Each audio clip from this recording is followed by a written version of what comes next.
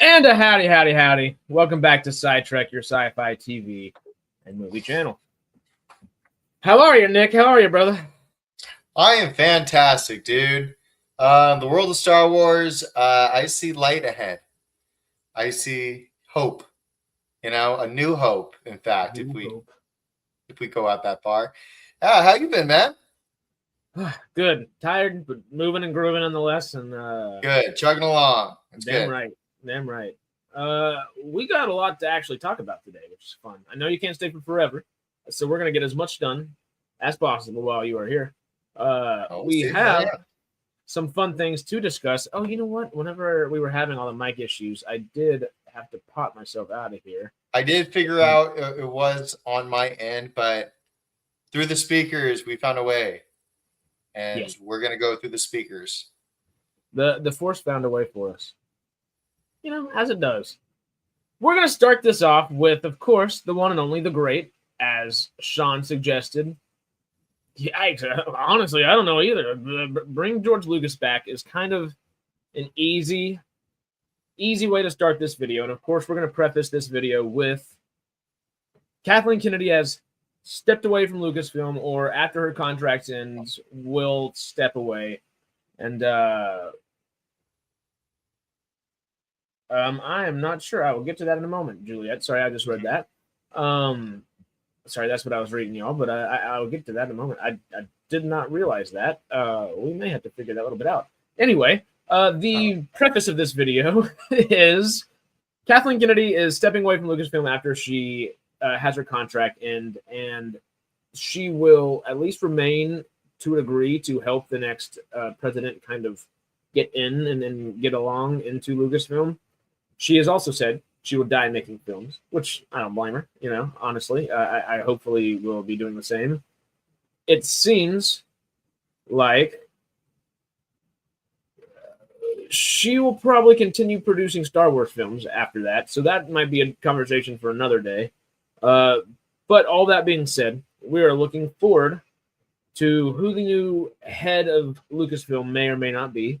We have a few options, and we're going to get through as many as possible. And, of course, as we said a moment ago, we're starting off with the OG himself, George Lucas. Yes. Obviously, it's George Lucas. We don't need to say too much. You know his repertoire. You know everything that he has on here. The creator, going back to the original roots. Yeah, it would be cool if George did come back. Will he come back? Has he expressed it at all since he heard Kathleen Kennedy is stepping down? I haven't heard anything about it. But yes, it's from a fan's perspective, of course. Who wouldn't want George to come back? Yeah, so, all right. This is how the system's going to work real quick. I have a trusty little whiteboard here. And I have my picks already down for the second half of these, not our obvious first half who we're going with. I'm calling these people the obvious choices. George Lucas and the next 1, 2, 3, 4, 5. Or 4, excuse me. We're going to give it a 1 out of 3 star likelihood. The not necessarily a likelihood. We're going to do, let's do, because I think the other half in how much I like the idea. How much do you like the idea of George Lucas doing it? And I guess add just a hint of realism, but also we're going on how much do we actually like the idea. Right. Okay. What do you think? I already have like 3 ideas in mind. Go ahead. Well, I'm probably going to give him 2 stars. and not because I should. I feel like I should give him 3, but he's old. At 68, he wanted to get rid of all this and kind of step into a new chapter of his life. I don't think he would take it, even if he was offered. He may be pissed off enough to do it for a little bit, but I feel like if he were to do something like this, it would be as interim president while they're looking for a new one, and not necessarily take on that role again for the next 5, 10, 12, 15 years, whatever. And yeah, allow that search to be someone worthy, and in his eyes, it's his baby, you know. See, essentially his grandchild at this point. Yeah, I like the comment, like pass the torch to someone worthy. He's already kind of talked to or worked with Jon Favreau, a little bit with Mandalorian, kind of like talking or whatnot. So he's on set, and Jon Favreau's on my list of like who should kind of take over. I knew you were gonna have him too. I'm curious to see who else is on your list, but yeah, I think George, whoever he brings into a new project, I feel like I'd have a little confidence in. Yeah, and Juliet's asking, and I kind of agree with this. This is kind of what I was saying. I believe is would George Lucas be willing to do it? Maybe they should ask him to choose the new CEO of Lucasfilm. Maybe not choose, of course, because it's going to be up to Bob Iger, CEO of Disney overall, and the board. Which, of course, is probably where Kathleen Kennedy is going to be moved to. So she's going to have a heavy say of who this is going to be. But George Lucas is also, I don't know if he's on the board, but he's a heavy shareholder. I know he's on a large board. He has voting power with all the Ike Perlmutter stuff when Marvel was kind of having a little debacle last year or the year before. So he does have voting power on the board. This would put George Lucas and Kathleen Kennedy technically at the same level in choosing power of who that would be, and it would make sense for both of them to almost help guide the next bit on, hopefully a little bit more George. But Kathleen's an amazing producer when she's producing and not studio heading. So yeah, no, I do agree. If she's going to continue to produce certain shows, it'd be great to see where where those funding's going, like what projects. I mean, like, are we going to get another Acolyte, or are we going to get another Andor, or are we going to get another, let's see where it goes. I'm glad you said both of those in that order, David. I will bring this up just because it is worth mentioning. It's worth mentioning. Jar Jar has aged very well over time, especially with the Disney stuff, but especially with the actor too in general. Oh yeah, Ahmed Best or Best. I think it's Ahmed Best is the best. Is what I was going to say. I don't know his name, but he plays Kular Beck and Mando. Yeah, like good arc for the guy in general in the world of Star Wars. It was great. But as you said, Acolyte and Andor. We're going to go ahead and skip on to the next guy, George Lucas. What was your final star for him? I gave him 2 out of 3 stars in how much I would like him to come back. In terms of coming back, 2 out. So it's out of 3 stars. Okay, 3 stars is like, oh my god, I would absolutely love it for him to come back. And naturally, of course, I want to put it there. I just don't feel like he wants to even do it. Which, if he doesn't want to do it, I don't know if I want him to be there. As a fan, I'd like to see. I put it at a 3. Just to see what he would do next. If he had the confidence, it's an obvious 3 for me. But at the same time, I go back to that interview. I think of that interview where he's signing the papers and he's like, here, Disney, this is, you do whatever you want with Star Wars next, because I already made the best trilogy possible. Like, does he know that that's the best he could have done? Right? And that he doesn't want to come back at all. I see where you're coming from a 2 perspective. Maybe he is done. But if I saw George Lucas say, like, you know what, I do want to come back and I think I could have made it better, give it back to him. Well, you know what? Let's toss a third opinion in here. Justin, how are you? What's going on, guys? What's up, man? How you doing? Just hanging, man. Just out here hating Star Wars because it sucks. And, loving Marvel because it's on the up and up. But how y'all doing? Surprisingly, man. kind of the same. Glad to have you. It's good to see you again. Haven't seen you in a minute. Yeah. One of a rare appearance. Harris wanted to talk about Kathleen Kennedy stepping down, and maybe I wanted to put in a little 2 cents. So, how about Saw the you, light Justin? What sign do at you the end think? of the tunnel. The problem is she's probably getting more powerful. So She's this is probably worse. joining the board. We just talked about that. We're like, as a producer, she does fine. Freaking studio head, we know how that worked out. But if she does join the board, technically, she's kind of got the same power as George Lucas, because he's on the board, of course. But obviously, that's scary in a way. But in choosing someone to head Lucasfilm now, maybe it's not the worst thing in the world. Obviously, it's getting her out of the head honcho seat, which is kind of hey yo, thank you. Maybe that gets us in a good direction at least. Are you confident in the direction it's going to head? No, man. Like, okay, I guess since I'm not as versed in the roles of which would be hers, she would be moving to what, producer, you said? Well, no, she's probably going to get upgraded in Disney, like you were saying. Like, she's going to get more powerful. She's probably going to go on executive boards. If I had to guess, obviously that's just a theory. Okay. Because I heard something about her being like, I forgot exactly what it is, but she's still going to have a lot of say. Very much so. And the problem is now she has zero repercussions for when she fucks up. See, the good part about this is she is not going to be the person that fucks up, which is good. She doesn't have that ability.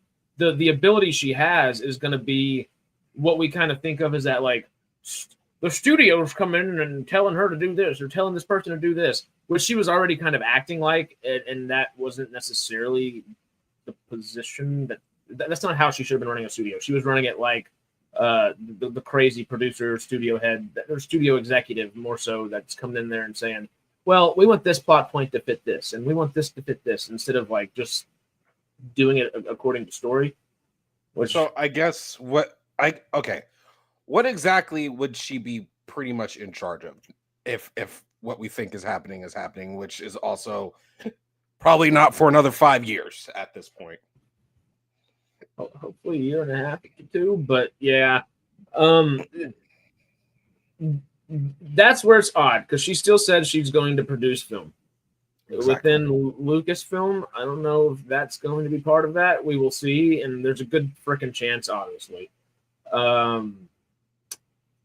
But if she is upgraded, like we kind of are thinking, and like the kind of idea out there is that she's going to say, all right, you're promoted. You're not like being demoted and kicked out of here. You're retiring gracefully and being promoted to this board kind of status. Rossi. It on projects she is an executive producer on projects that she is that head honcho on, that like she is shepherding, then she's going to have a lot more say. In general, she's not going to be the person that can say like, this is happening, that's happening, this is happening. She is the death by committee person. So now she has joined that committee that gives you that death by committee, or all right, well, the committee decided we want this to go this way. And it's going to be more red tape. She's red taping things now. She has that ability. But whenever she is producing her films, who knows? So a committee that has already allowed her to do what she's done. Oh, this is that same committee. Trash shows. Same committee that upgraded and promoted Bob Chapek to CEO as well. Yeah. I guess the question is, so what's really changed in exactly level of power? I'm just kind of listening to what you guys go back and forth. It doesn't sound like she's really, because I would argue she's getting more. You just talked about like red tape, like she can kind of yes or no a show, or I mean, she's going to be a producer, right? She's kind of in control of the. Thankfully, she can't. Yes, the best thing about this is she can no longer yes or no a show on her lonesome. Okay. That is the best part about this. It is not up to her to say yes or no anymore. If she can go to the rest of the committee and then vote on that, and then bring that to the head of Lucasfilm, whoever that is going to be, and then that would happen. So that's where I hate saying red tape's a good thing, but that's where red tape, like the little bureaucracy within Disney, is like, all right, well, she doesn't have that. She has to go through somebody to get a lot of those big yes or no's actually through. Obviously, she has more say coming from that. So within that board, who's to say how they're going to listen, of course. But nonetheless, that whoever's the new head of Lucasfilm can come in there and say yes or no. We're going to do this way, or we're not going to do it this way. And it is up to the board to give a yay or nay on that. But it's more in the hands of whoever's going to be the head of Lucasfilm, which is kind of, I guess, the discussion we're at. And Justin, we're kind of saying everybody that we name, we're going to give them a 1 to 2 to 3 star rating here and say how much would we like them coming back. We're not like focusing on realism, like the realisticness of it. How much would you enjoy this person coming in and taking over as head of Lucasfilm? And of course, we started it off with our boy, George Lucas. Out of 3 stars. It would be sick. I would love it. I'd be at 3, because the thing is, I can accept anything he does to his own franchise. With that being said, why would he come back? Yeah, you're right. I would not want to if I was him. I would let Disney just soak in their own sorrows and literally, because also think about this: if he comes back, man, let that now, because now we got people not even knowing how they want to see their Star Wars. We have different things that we're thinking is Star Wars now. Somehow the Goonies is now Star Wars. Anyways, where does that line get drawn? So when he releases something that's truly Star Wars and really talks about the nuance of the Jedi and all that shit, where he didn't like the criticism back then. Yeah, it's freaking 100-fold now. The criticism now is going to be he might sell for $2 after that. Yeah, see, that's where I didn't want to add the realism into, like, I gave him 2 stars just because of that. I was like, first of all, I think he's too old, but also I don't think he wants to. I think if this was 3 or 4 years into Disney owning it, and then we had this conversation, and Kathleen Kennedy was like, you know what, this just wasn't it for me. I thought this was it. I've always loved George, wanted to work with George. I thought I'd be a good successor. Turns out this wasn't for me. If we were having this conversation 7 years ago, then George Lucas come back and actually do the trilogy he wrote for Disney to do. But that's the other problem too. That I might don't be even more think I don't even think she thinks she's doing it wrong. I agree, and I think that's one of the biggest issues at hand, and which is I can't. It's weird. I don't like the words coming out of my mouth, but I'm happy that there's going to be a little bit of red tape between her and Star Wars. I don't like red tape, but a little bit of red tape doesn't hurt, right? I don't know, man. I don't know. But I think moving on real quick with George, let's go Who's on next? to speaking of successors, somebody that let God Emperor Dave Filoni, who once was, has now kind of faltered and let things like the Acolyte kind of just happen. He's our lore master. He's our guide. He knows the Bible of Star Wars. He is like, and he let Ki-Adi Mundi in the Acolyte like that. I mean, that's just the simplest, dumbest example. Like the simplest, dumbest example. And it makes no sense. Is our lore master? He knows probably exactly what George Lucas wants, like overall vision wise. But do you think he knows how to take the minor steps to lead a studio where it needs to go from where Lucasfilm is at currently? 1 out of 3 stars. You know, If you would have asked me 5 years ago, 3 stars. You can see where that little star down there is now. There's just 1. I mean, compared to the other person I have on my list, I probably put him at like a 2. Like, I mean, he's done a lot, especially on the Clone Wars and especially towards the end. But that was with the guidance of Lucas, right? So I feel like if he kept that relationship, I'd put him at a 3. By himself, 2. That's to sum it up. How do you think? I'm Justin? right there with him. I'm right there with you too. I want to like cape for him a little bit and say like the Acolyte was going to be ass no matter what. So, totally. And I'm gonna just be like, maybe those decisions weren't to really just ruin the whole entire show, but maybe to add a little flavor to it. But in the same breath, it's like, that did slip through. But he did give us Mandalorian, which I'm saying it now. I'm not going to see the movie when it comes out. Oh, really? But nah, dude, it's gonna.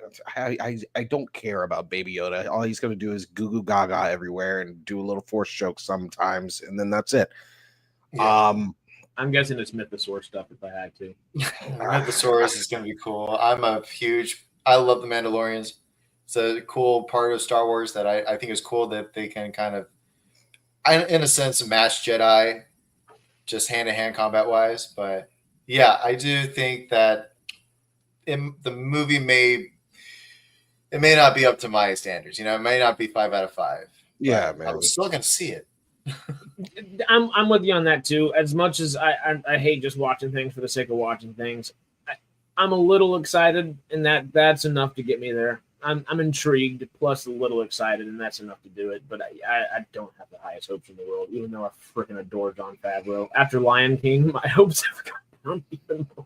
Like, yeah. So I mean, I'm here for Ahsoka whenever that comes out, but we're looking at like 2 more years before that gets anywhere. See, I'm stoked with Filoni right where he is. Chief Creative Officer, perfect. Yeah. As long as he starts to say no on things like Kiadi Mundi and Acolyte, and that's just the easy gripe to go for. I not to delve into all that BS. And the thing is about that one is so hard to believe that he would say that's okay to do. Exactly. That's what it's just like. Was that the rumor that he kind of okayed it? Well, he's the chief creative officer. According to the rules, the way the company works, he had to okay it. You know, like it's or at least it went through his hands at some point. Yeah, I feel like he was a fall guy for that one, but maybe as a fan, I kind of stopped believing that. I'm like, no, there's no way he would. There's no way he would give us. Oh man, no. Well, even if not, he was in charge of the person appointing them. And Melvin, it's on Facebook, but I'll send you another one real quick. Yeah, but at the end of the day, like KK's the one. KK was still the one. Like, well, that's another part of it. It's like, well, if he did say no, and she came in and was like, "Yeah, you know what? I like Leslie Headland, and I want her to do this, so I'm going to say yes anyway." Like, that's always a possibility, but we're here saying, I guess. We moved past it, I think, right? Oh man, bro, it's so cooked. Yeah. Whew. Sorry, I'm gonna send this link to Melvin real fast. But yeah. So what? Filoni probably sitting at 2 stars. Yeah, 2 for me. Now, yeah. I know where this guy's gonna be on Justin's list already. He's in preface this with he's an amazing filmmaker. Oh This my is not God. the direction Justin wants to go. It's not Star Wars then. Yes and no, maybe. This It's is not. obviously It's another not. debate, of course. But just a simple 1 out of 3 for our man, Tony Gilroy. Actually, 0. Melvin, start us off, my friend. With what? 1 out of 3 stars. Where would you say for Tony Gilroy? Personally, I'd rate him at 2 stars. I'd probably say about 2. Maybe a little bit over, maybe 2.1, 2.2, maybe at a push. If it was him and his brother, who is a fantastic filmmaker and producer in his own right, came on there, and Tony Gilroy was more of the creative side, and then Dave Filoni kind of exercised his power and was saying, okay, well, yes, I love your ideas, and that they are bringing Star Wars into a new era of, all right, this is kind of the adults watch Star Wars nowadays. It's not for the kids. I mean, it is, but also like the adults watch it. Let's maybe give some more adult kind of things like an Andor, Rogue One, so on and so forth. You know, there's also all kinds of different ways you can handle these things. But if Filoni's there to say, hey, add some Jedi, add some aliens, add that Star Wars juice that we crave in there, and then his brother was there as well, the other Gilroy brother, to actually function as like a Peter Safran does within Warner Brothers alongside James Gunn, that may be a fun way of doing that. But yeah, I'm with you on that. Probably 2 stars. I wouldn't say I know too much about Tony Gilroy and his films. I do know Devil's Advocate. So I mean, personally, I put him at a 2 just because like I don't know too much about the guy. But yeah, hearing you talk about him, I like to see what he would produce. Yeah, like especially like a spinoff, like Rogue One or something. You know, because that's what I think Star Wars is kind of built around, is like these little gaps in between episodes. So, you know, if he did something like that, if he did get become a part of the Star Wars franchise, just being, you know, part of the projects and shadowing, let's see where it goes. I have someone on the list. I don't know if you want to. Oh, sorry, Justin. What do you think? Oh, I said 0. No, get him out. Okay. No, That's good. Someone on my list that you haven't said yet. I want to know if you put him on your list. Sam Witwer. I thought about it. Because he's a product of Star Wars. He's been in it. If you see him on certain panels, he talks a good talk about it. it's an option. And I think if he were, I mean, not as a director, but someone who could, I mean, if he was in a room on Acolyte, I feel like he would be like, this isn't right. This needs to change. There's certain things, because I trust his opinion. And, you know, he's been a part of it in more ways than one, voice acting or being Darth Maul himself. Yeah. So, yeah, and he's Star Killer, and yeah, he knows a lot about Star Wars. See, I'm right there with you where I love him a lot. I just don't know if he can jump 4 or 5 steps up the rung of the ladder, if that makes sense. Yeah, so he's got to be a 2 at least. I mean, I can't see him as a director, but he would be great in the room for the next Star Wars movies. 1,000%.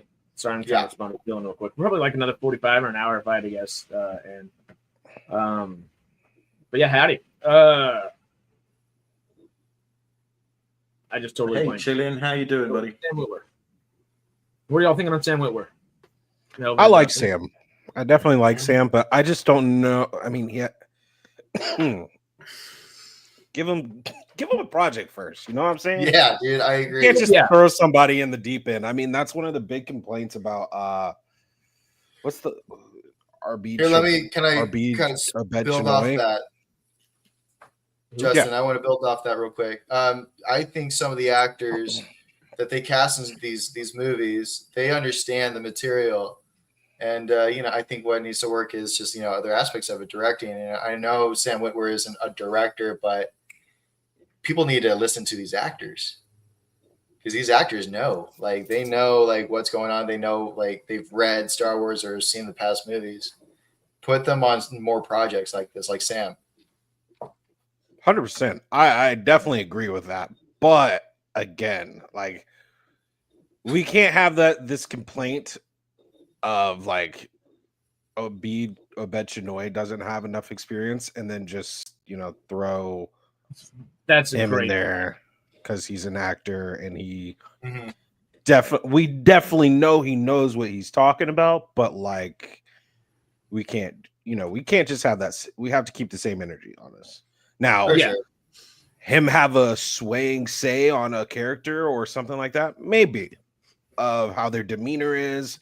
Like, I think, for example, I think Sam should have been somewhere in the room with Book of Boba Fett, because he would have been like, that's not how Boba Fett moves. He doesn't for move like like character that. development, 100%. Yeah. Yeah. So No, I hear you.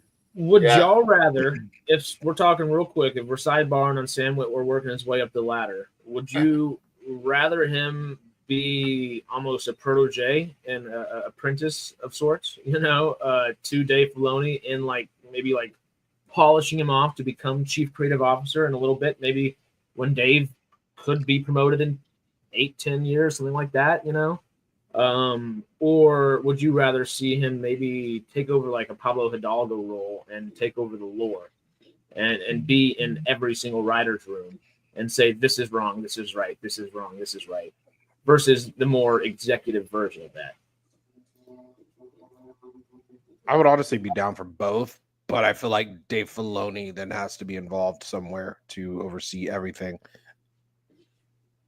Because we still have questions for John. So, like, I don't want John teaching somebody and also trying to do his own thing. That's I think a little too much. Asking too much. Melvin, Nick, would y'all prefer him in one spot or the other? Well, I mean, I prefer anyone that knows what they're talking about should be there, regardless. I mean, we certainly wouldn't want someone like Charlie Barnett to be involved, would we? Because I mean, he thinks Anakin blew up the Death Star. Yeah, of course. Right? So I mean, and he's quite famously known for saying that quote. Oh Lord! So I mean, you wouldn't want someone like that, which is essentially what we've had over the years anyway. With anyone who's involved in a project, most of them are like him. They don't know what they're talking about. Right. So anyone that knows anything about it, lore is important in Star Wars, just like it is in any franchise. When you don't respect the lore, you lose fans, right? And when there's 50 years of it. Exactly. I mean, I'm kidding. There's absolutely no source material. I was about to say, what do you mean? Oh, yeah, no, there's no source material, no, but... We can finally... I don't know if we'll ever stop making that joke, but we can finally, like, maybe think we're going to stop making it for a bit, which is nice. But all right, after Tony Gilroy, let's talk the other God Emperor. This one more so in Justin's mind. He loves Star Wars first and foremost, though. How would y'all like to see our man, Kevin Feige, come in here and take over Star Wars president? He wants it too much. He's going to add in Captain Carter somehow. Yeah. Into Star Wars. The Captain Carter shit was not him. Oh. I just saw the first thing that, it was the first thing that popped up. I'm like, what? Yeah. How is he going to do it? How will they do it? Well, that's part of the question, I guess. Do you think he would leave Marvel? Or do you think he would take a step back to do this? Or do you think he's saying, hey, I mean, I kind of got MCU down pat. I know what I'm doing. I've had the next 7 years planned out. It's a little rocky every now and then, but we got it planned out. I can go do some Disney stuff over here. I mean, Lucasfilm stuff over here if I really want to. Where would y'all think that's at? Yeah, I think he would do a decent job with it. I mean, as far as cliffhangers go, like Marvel movies, they do a good job of it. Like, wait till the very end. You see like Agent Coulson finding things to team up the Avengers. You know what I'm talking about, right? Yeah. I just think, there's some elements that he can take from Marvel and add into Star Wars. So I'd like to see that. Yeah. Two solid 2 stars. Yeah, I gave him 2 stars as well. I'm at a 1.5 because Really? Yeah. Because this is so soon, apparently, according to whatever KK is saying online, because she said like a year and a half or so, maybe down the line, and then she moves, whatever. That's too soon. I need him to go fix Marvel first, and then maybe come over. But I need him to figure out what he's going to do at Marvel, which it seems like they already did. But then I need them to execute, and then I need him to make sure X-Men get doused in the proper way. Star Wars is already dead. It'll be dead next week. It'll be dead tomorrow. It'll be dead next year. We can live without him fixing Star Wars until then. So do you think in, I guess, the time that Kathy may be helping out to find, or maybe they appoint an interim director? We kind of briefly mentioned at the beginning of the podcast, like maybe George Lucas jumps from the board with Kathleen Kennedy and they both work as interim co-heads until they find somebody. I could see that maybe happening, try to garner some goodwill again and for the next 1.5, 2 years. And in that 1.5, 2 years, does that give Secret Wars and Doomsday enough time to head out? And then, hey, maybe that broadens that chance. You're being too optimistic, man. Just tossing questions. You know what she's going to do, right? You give her that time. I mean, she's going to try to push these along anyway. Bro. And if that's the case, she's going to have yes or no. She's going to work so hard to get all these projects she wants with Ray out. She's going to work so hard to get all these other projects, get another season of Andor, all that stuff. So, no, like, I don't want her. I want her out. I don't want her to have any position. I always go to this way of saying it. Any NFL coach would have been long gone by now. Oh, in a big way. Any NFL GM would have been long gone right now. Point in case, the fucking Raiders. Raiders had a coach for literally a year, and he got fired. Why is she still here? They don't do anything. Every project they announce is either is delayed indefinitely or canceled completely. 9 projects, right? I believe it's 9. Yeah. This is a trash record. She's might as well go for an even 10 with that Ray movie, if I'm being honest. Like, yeah, and then everything you do is controversial. Like every series, every movie is controversial because you have made your fan base this rabid about how you're actually releasing stuff. So nah. She needs to be gone. That's a good point Joey just brought up too. Till the Disney stock nosedives, no one's going to be held accountable. I think that's starting to happen. Obviously, on SciTrek, we see it with Doctor Who and things like that, but that's obviously still BBC related and things like that. But I mean, those are subsidiary. You know the word I'm trying to fucking say. Yeah, brands. Like the thing is it's obvious they've acknowledged that this is why I don't say it's a Disney problem anymore. It's a Lucasfilm problem. Marvel's changed. They've acknowledged that their shit was terrible. Mm-hmm. That's what all of Deadpool really was. It wasn't a good plot. It wasn't a good... I mean, it's a fun movie. It's a very fun movie. But plot, effect on the whole entire universe as a whole, it's nothing. But it's literally just to say, hey, we got toys now. Mm-hmm. The X-Men is coming. We know things have been trash. We're correcting the ship. There is none of that. There is none of that for Star Wars. That's the reason why but Bob Iger doesn't talk about it. You got to accept the bad before you can actually make good. And until they do that. And we need the evidence of them doing the good. Yep. Take Daredevil Born Again for one. That's evidence to me that Marvel are trying to do something. But that was from last year. They refilmed last year. So well, yeah, that's like literally the epitome of what Justin was kind of just saying. Is like they said, exactly. Hey, we have what we have. This sucks. We're gonna redo change it, and then you get the result. I mean, even Brave New World. Yeah, so far so. Oh, yeah. Brave New World is not making money, and it is. I hated the movie, but they said that thing was a lot worse. So, there's a reason why they're taking longer to film these things and refilm them. So, Star Wars doesn't do that. You know, while we're talking MCU kind of stuff, this guy brought back Star Wars, and he heralded in the MCU.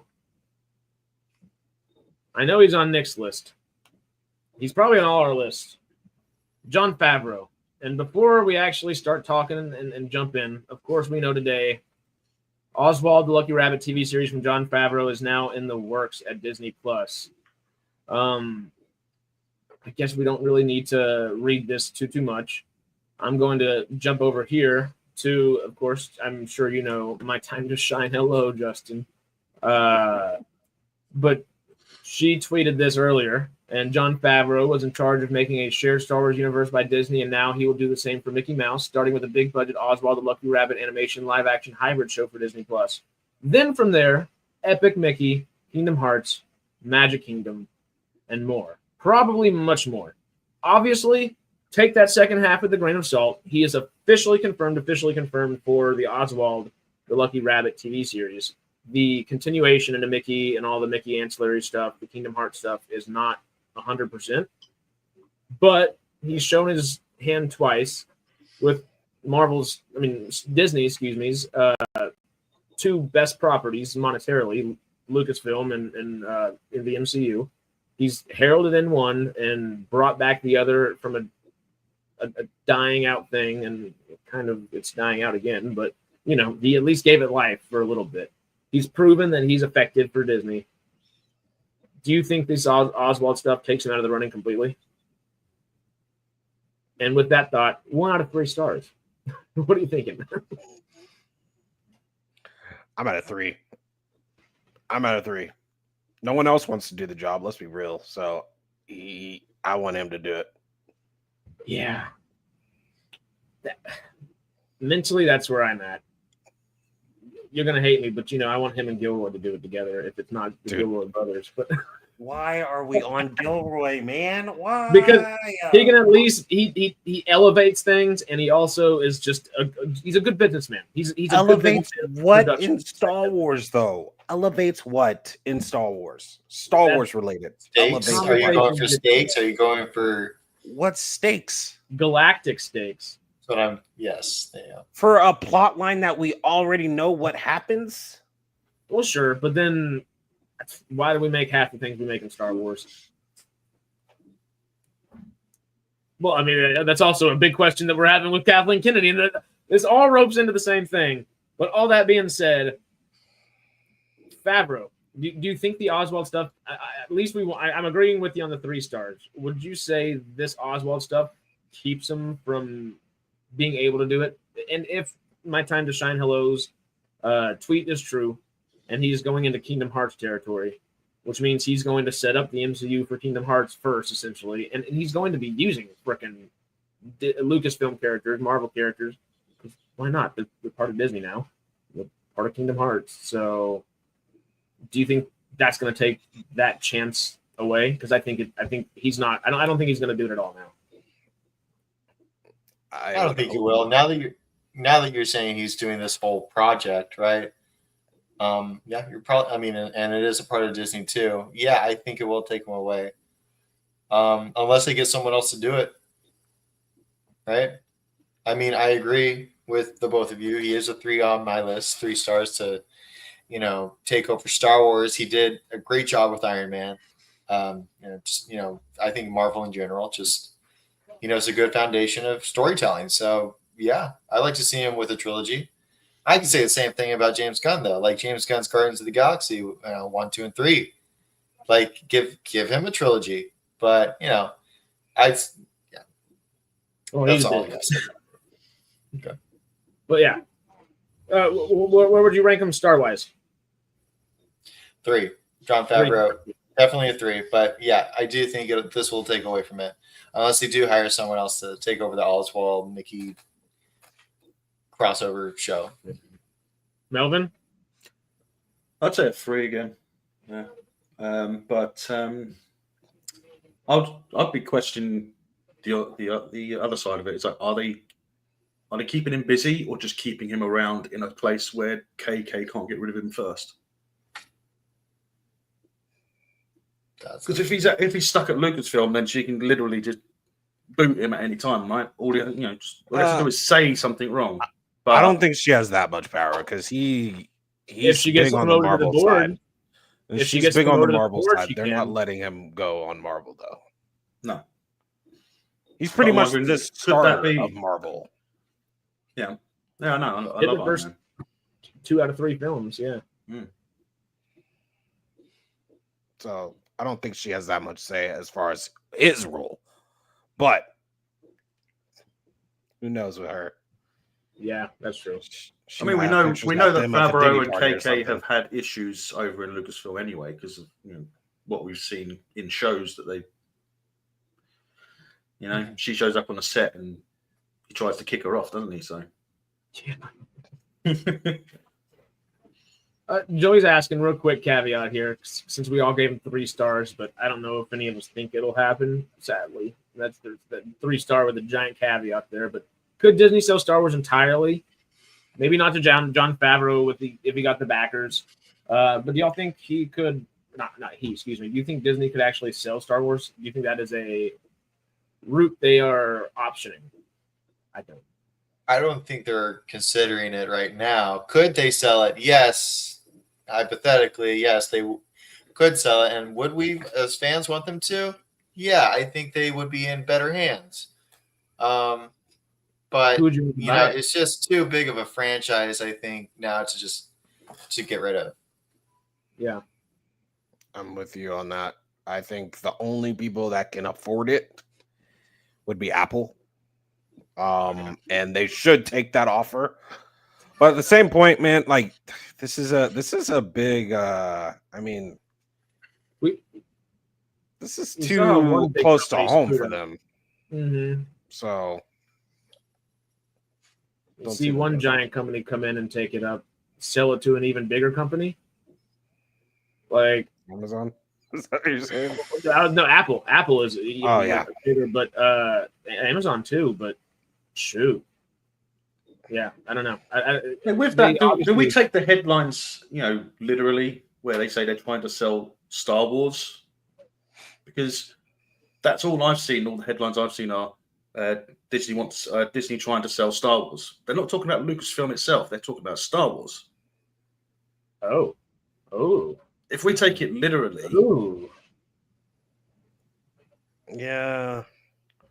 I mean, that could make sense, like game wise and things like that. Like just selling the IP in general to like make games, because I'm pretty sure they're over not having any games really come through that are worth a damn. So yeah. Yes. I agree. Any more agree. essentially, it's like Paramount wanting to sell Star Trek. It's the same thing, right? They Technically, want to sell the a little IP, bit not different. necessarily. Well, because Star Trek's more of an you can still separate the IP if you really want to. I haven't thought about that. Damn. But while we're going in this kind of crazy direction, we're going to go ahead and jump into left field here. Those were our obvious picks: George Lucas, Dave Filoni, Tony Gilroy, Kevin Feige, Jon Favreau, and possibly a Sam Witwer. Those are kind of like people that are very active within Lucasfilm that we know of. So now we're going to jump into maybe Could I some just industry people. say something on Joey's comment there. Lucasfilm is a lot more than just Star Wars. Is it though? LucasArts was basically destroyed. They got rid of it. Yeah. So what was the other stuff they had? I mean, they had Indiana Jones. Yeah, and Willow. They screwed that up. It wasn't Shadow and Bone. It was something that they had, and they lost it because they didn't end up making anything. So what really do they have other than Star Wars right now at Lucasfilm? Nothing. Nothing. You've got to look at it real. You look at it in reality. It's like anything they've had that they've even bothered to make anything from. What I don't think was Willow. I don't think Willow. Was it? And they failed. Willow was on. Yeah. They haven't made anything that's actually been successful. True. Nothing she hasn't touched though. That's the most successful live action show that I think that they've made would actually have been Skeleton Crew if it wasn't for Acolyte. No. Out of the new stuff, the only reason Skeleton Crew had such poor viewing numbers is because Acolyte viewers weren't watching it. People who had seen Acolyte were not interested. I would agree. It was a better show, but they didn't have the numbers. I would agree if I wasn't saying that show would be trash 3 years ago. It has nothing to do with Star Wars still. Like, it's Lucasfilm has an identity problem. They don't know who they are. So they figure that out. Identity problem. Say that again. Political identity problem. I mean, they're on that part too. Huge. They don't even know. They don't know anything right now. They've got Venn diagrams, circling Venn diagrams, crossing over Venn diagrams of different problems. But you know what I mean? Skeleton Crew deserved much more higher numbers than it got over the Acolyte.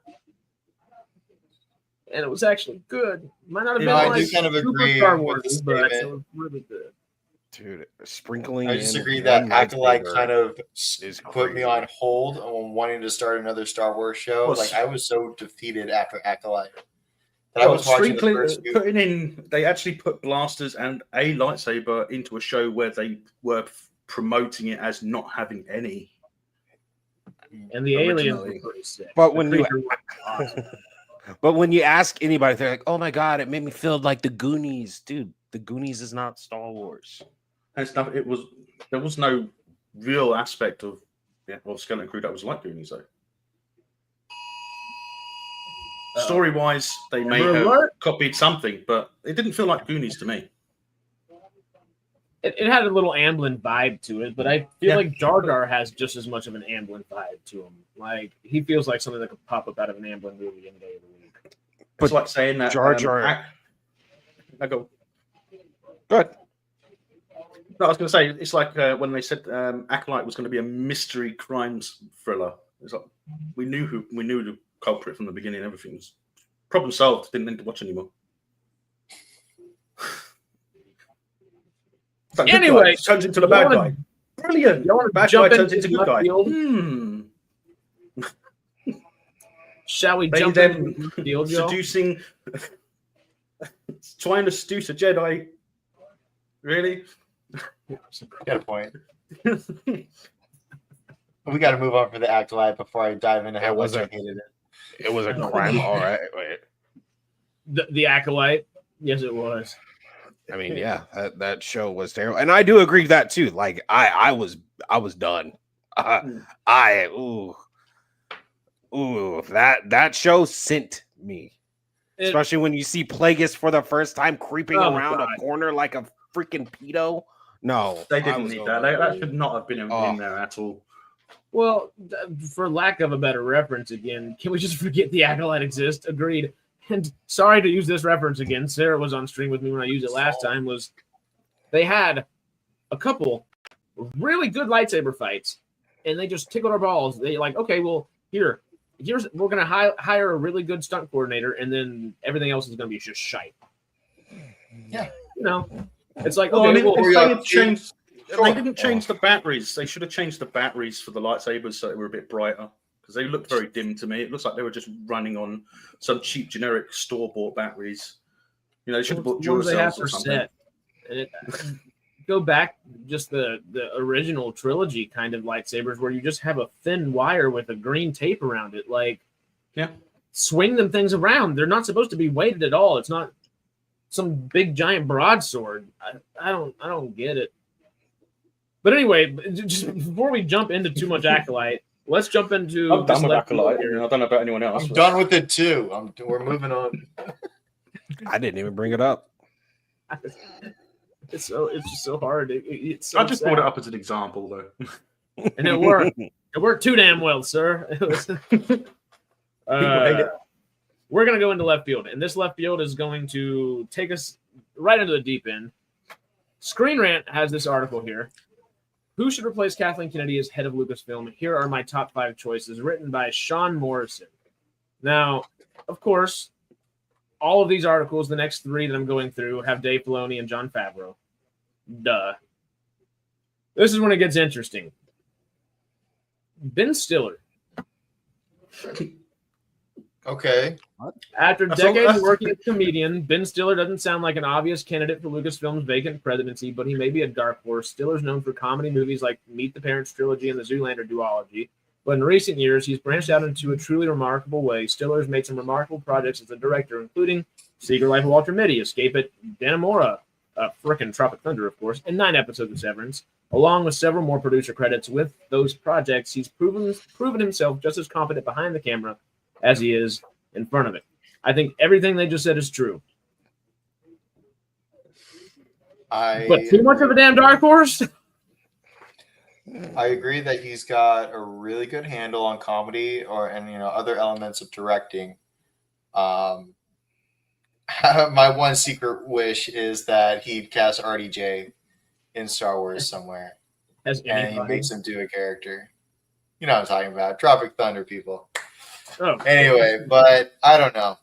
It's just, yeah, he wasn't on my list. I wasn't thinking Ben Stiller, but what do you think, Justin?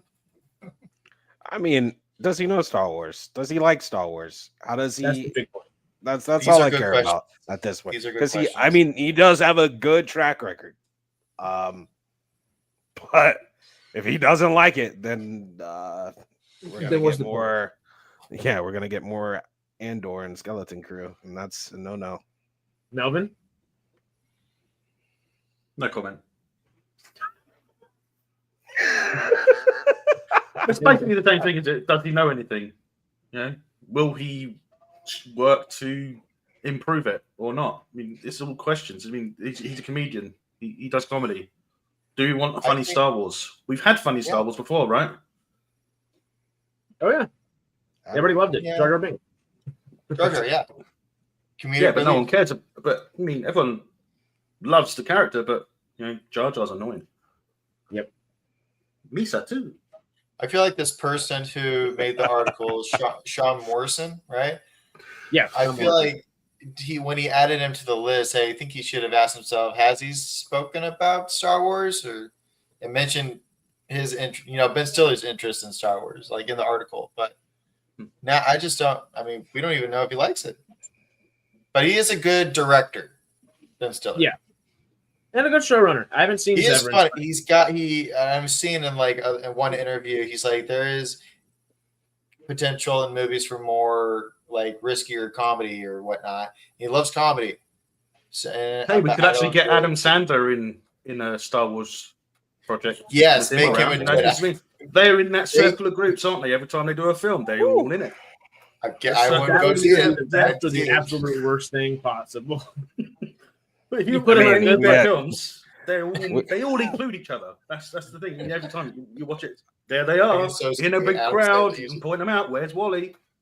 I mean, we had Jack Black and Lizzo, so I don't think we can get worse. So That's you know what? true. That did happen. Give If me you the put Adam Rock. Sandler in a creature suit, I'm not against it. Sorry, I was trying to forget that. Now I have to remember. This is not fair. Hey man, No, Lizzo lost weight. Lizzo She will might be be forever she might be ingrained. better in there. Okay, so just Ben Stiller. 1 to 3 stars. Where are we? Or 0 to 3 stars. Where are we? One. I'm at a 1 as well. I'm at a 1. I'll be a 1 as well. I always want to be the odd Love one you, out. Ben. So Love you, Ben. next up, because I think he'll do just a slight better job than Gilroy. Well, Rankin, in can't the do vein worse of than that, others. in the vein of that, I guess we can go ahead and say the knowingness of Star Wars is going to be a question for the rest of these options. But these are people that trades like Screen Rant and THR, the Hollywood Reporter, and comicbook.com have put out there as possibilities, which doesn't necessarily mean they're being considered, but it means higher ups are more likely to. So whether or not they know Star Wars or not, obviously Kathleen Kennedy hired Leslie Headland to make Star Wars in the first place. Like, that's not to jump back into all that, but like that same, I guess, point continues where as much as it matters to us, the board hiring this person might not care as much if they are Star Wars fans first and foremost versus filmmakers. So that obvious kind of first list before we went into left field, George Lucas, Filoni, Gilroy, Feige, Favreau, etc. Those are your more fan-based ones that actually at least have experience within Star Wars and know Star Wars. Now we're getting into the other kind of left field, more filmmakers. Okay. So Ben Stiller, we already did him. Next up, we have Megan Ellison. If Lucasfilm decides to fill Kathleen Kennedy's position with an outsider here, the company couldn't go wrong with Megan Ellison. Though she's only 39 years old, she's already made a tremendous name for herself in the movie industry. Ellison produced widely acclaimed and eclectic films like Spike Jonze' Her, Zero Dark 30, and the Coen Brothers' True Grit remake, which has earned her 4 separate Best Picture nominations. Megan Ellison. Is that too much in the Gilroy thing for you, Justin? Is that saying, all right, now we're focusing too much on Oscar-y and Emmys shooting stuff, and that loses the heart of it all? Or do the filmmaking credits say, okay, maybe something? Well, I mean, if you think about it, all of these guys are gonna have good resumes. Like that's the problem, is they're gonna have fire resumes. But do they like Star Wars? I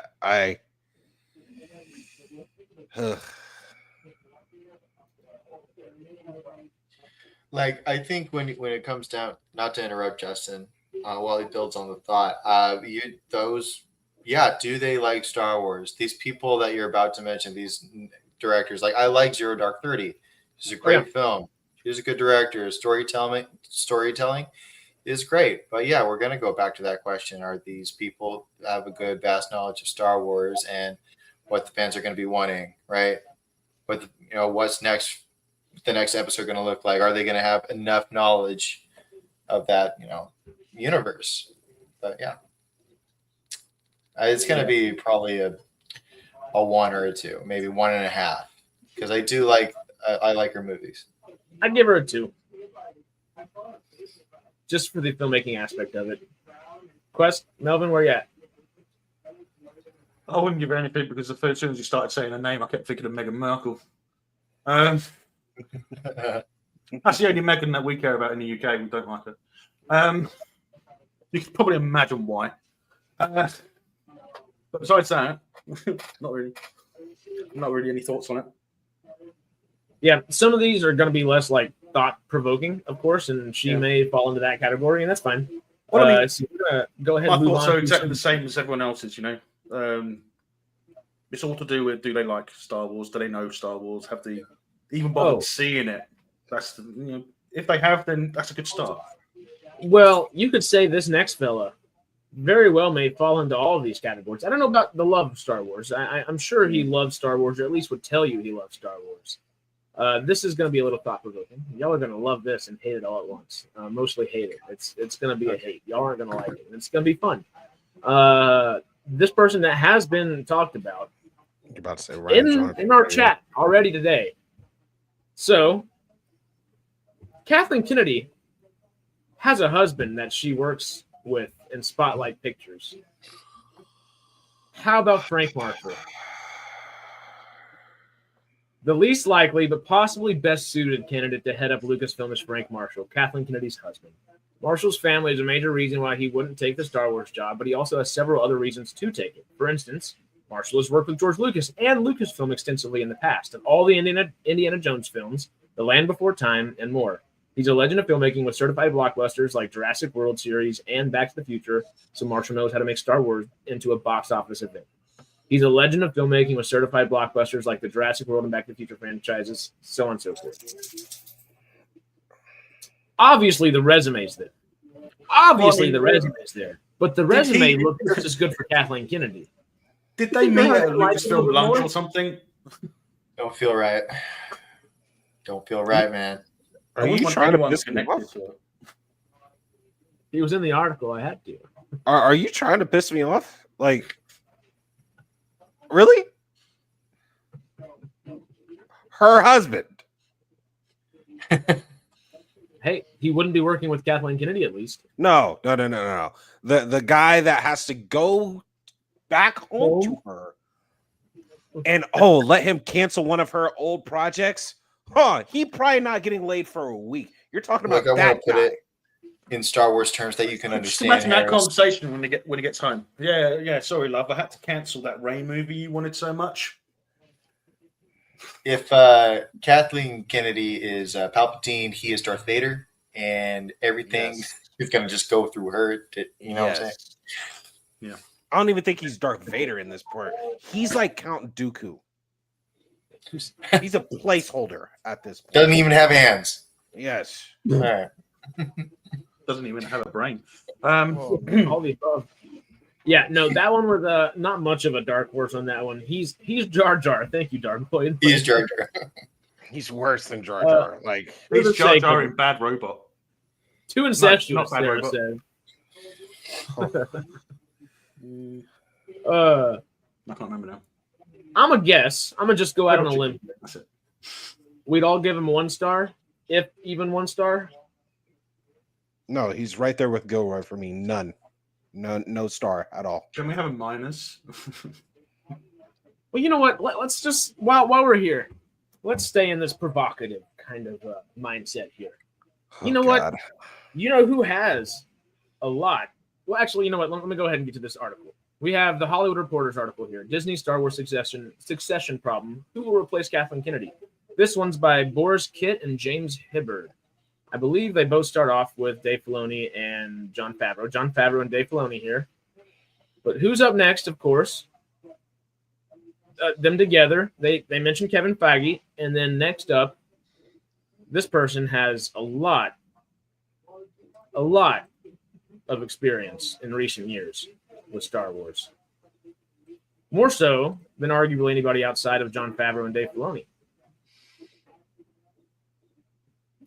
The quality of films he's made within this universe. One particularly is not looked well upon, and the other, at least, is the highest grossing domestic box office ever. What do you think about J.J. Abrams? No. I was like, where is he going with this? Yeah, I thought he was going to say Ryan Johnson. I would have. Oh, no. I might have preferred Ryan Johnson over him too. That's the honestly, I think so. But out of a 3-star, I give 1. I thought you were going to say someone else for a second. I thought you were going to say James Cameron. Oh, I wish. No, he's too busy. No way. James Cameron? No. No. J.J. Abrams? No. Yeah, I feel like I would have, if I were to choose between either one of them, James Cameron over Abrams. But okay, just because I know both of these guys are going to be 1 stars for all of us. J.J. Abrams or Frank Marshall, if you had to choose. now this is a pick or choose. Pick and choose. I like it. Frank Marshall. I got to look him up. Kathleen Kennedy's husband. Oh, that's his That's name? No. It's JJ. It was escaping me for a second. No. At that point, No, JJ's the only person on this list where I'm going Frank Marshall above. He's the only person.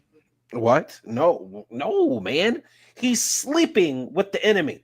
That is the scary part. That is the scariest part. That might you might sway me back a little bit towards Abrams there. Oh man. But not much.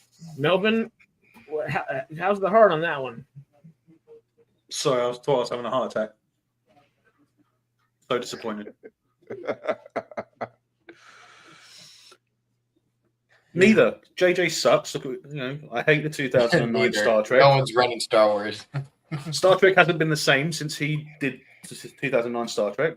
Thanks to Yeah. Kurtzman, Star who Wars was and working with him on Star Trek. Oh, man.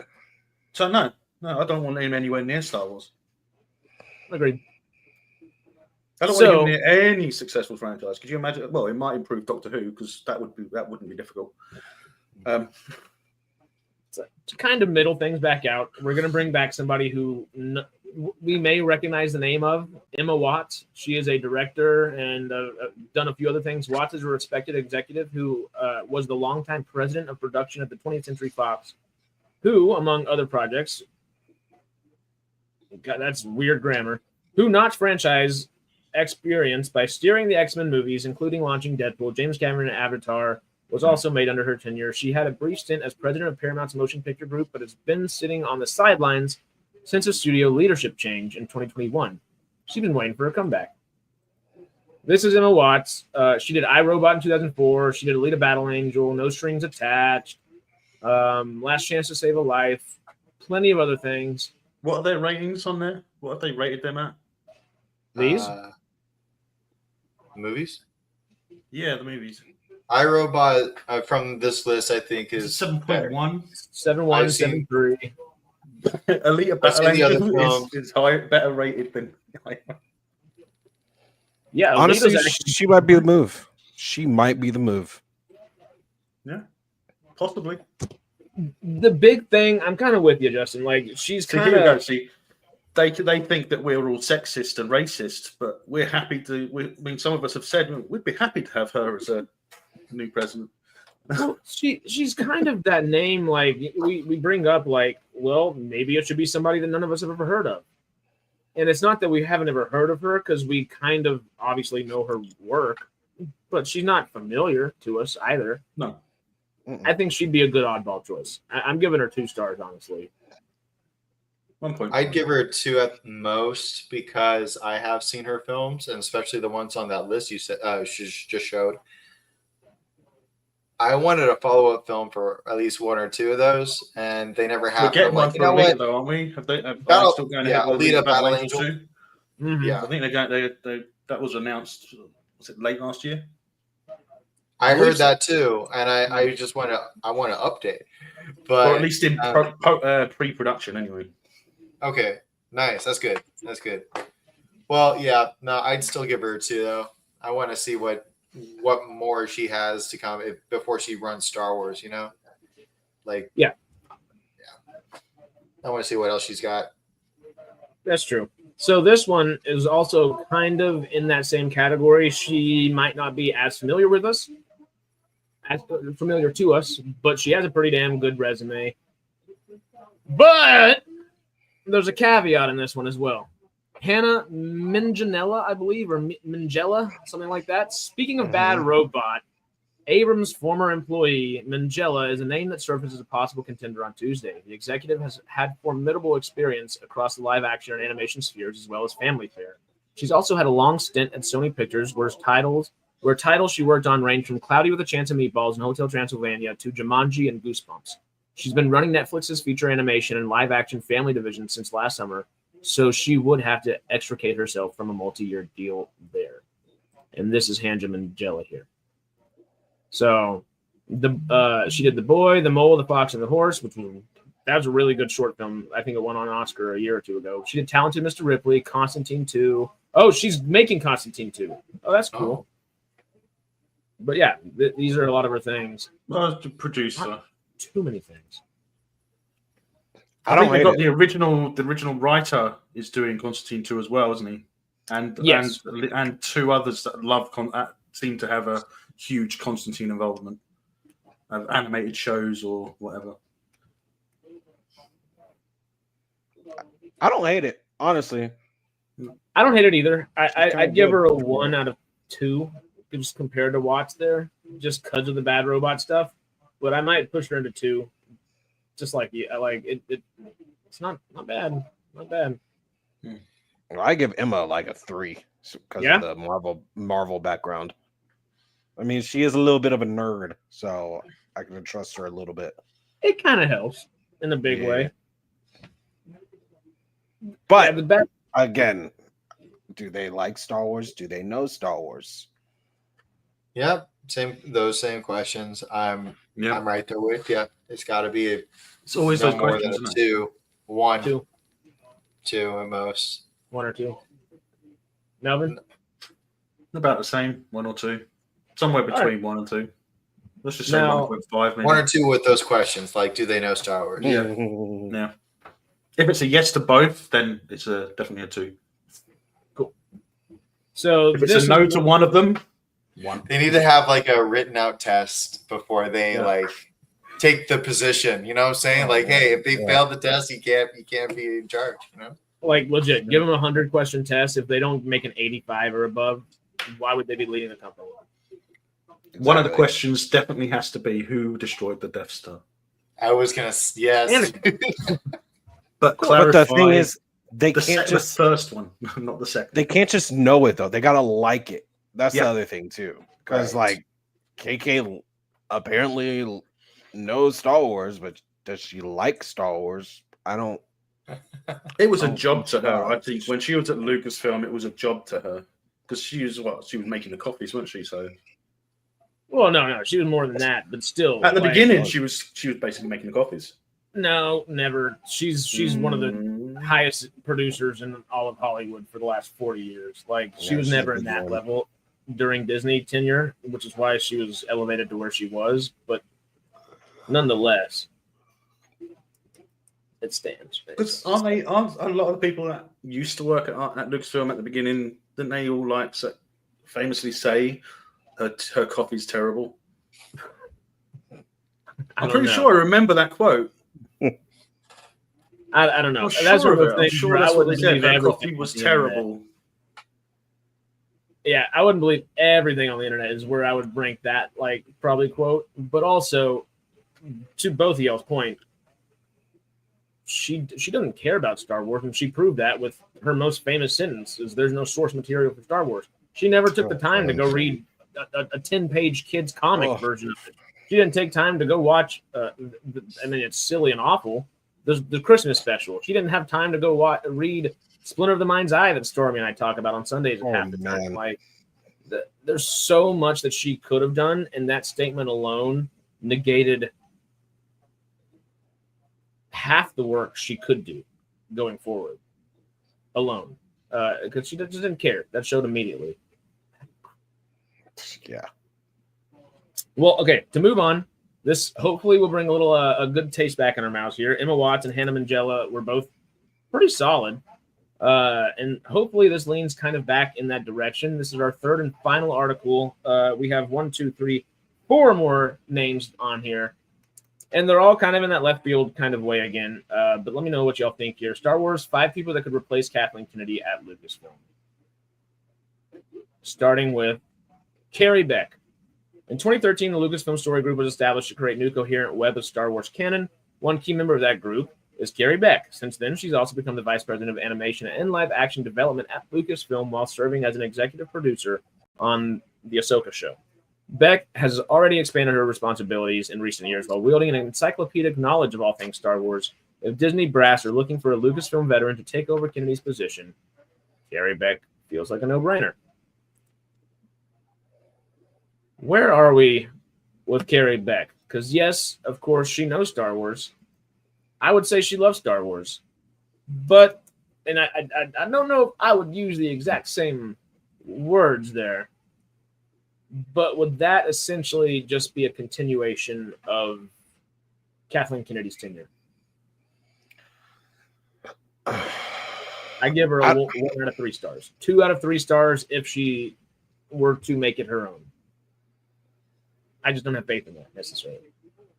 I'm on a 1.5 because it seems like she was on the positive ends of Star Wars. Agreed. Not the projects that feel foreign to Star Wars. Not the projects that just seem like they were completely trying to reinforce KK's agendas on her Star Wars. Now the problem I have is animation is not mainstream. That's why I have a big problem with Star Wars right now, and people that think they just need to keep going with these animation shows, because no, animation, unless it is Miles Morales, does not sell. So that's my one caveat. So I'm at a 1.5. Okay, that's fair. That's a big caveat too. Yeah, you give me a lot of things about Justin. I do like she does know Star Wars. Animation is looking more towards her stronger suit.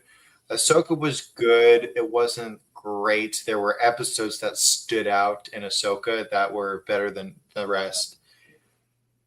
I mean, if you put her in charge, yeah, she'll know the knowledge of Star Wars, but like in a director's position, I don't know. I put her at a 2.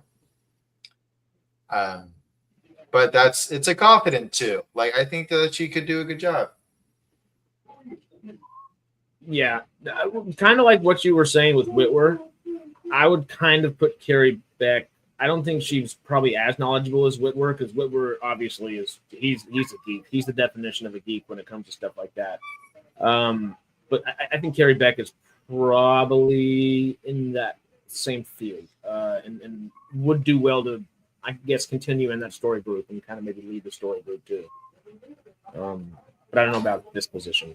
Melvin? Yeah, probably about the same as everyone else. I mean, I'd say probably 1.5 to a 2, just to her involvement in Star Wars historically, but I'm not sure about the creative side of it because of Lego Star Wars. Simply, it's not meant to be serious, is it? It's not meant to be just like Star Wars. It's Lego though. So, okay. With that thought process, Miss Animation, because not that I've got any problem with Lego Star Wars. I mean, some of it's been. Well, yeah, no, I think it's a good thing. Peter talked about it earlier. Peter Moore, obviously, always in chat. I don't know if he's here right now. Might be a little bit late in the UK. Obviously, how are you awake, sir? Oh my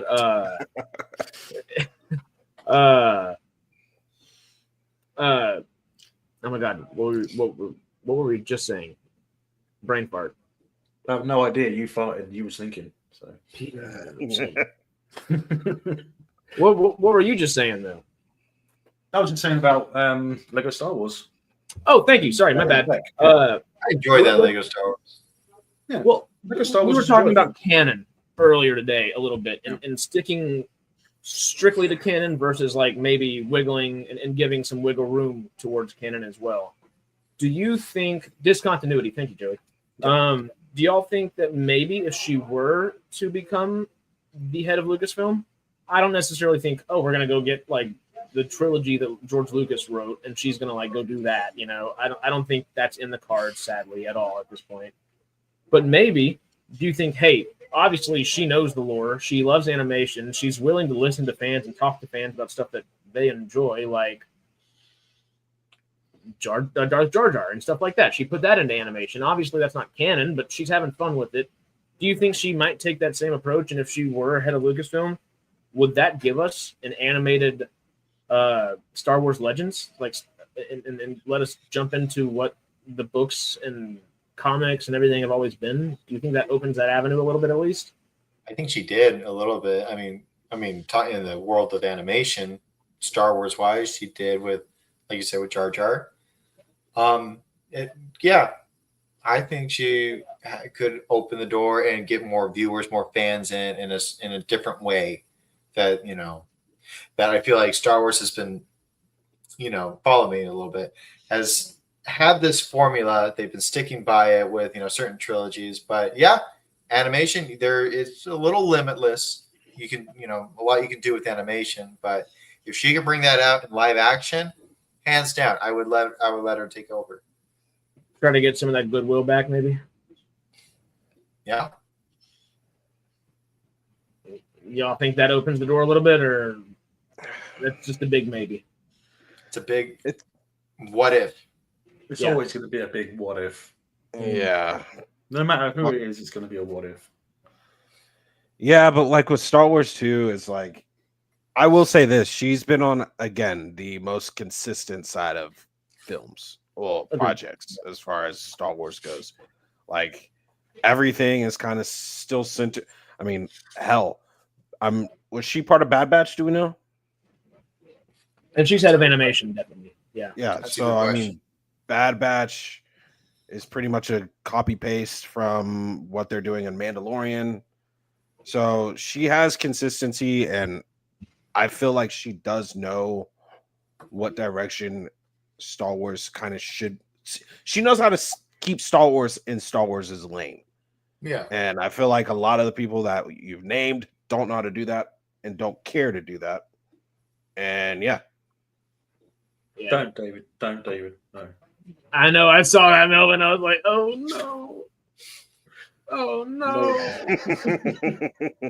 It really is 1:15 in the UK, if that's what the brain's on right now. Damn.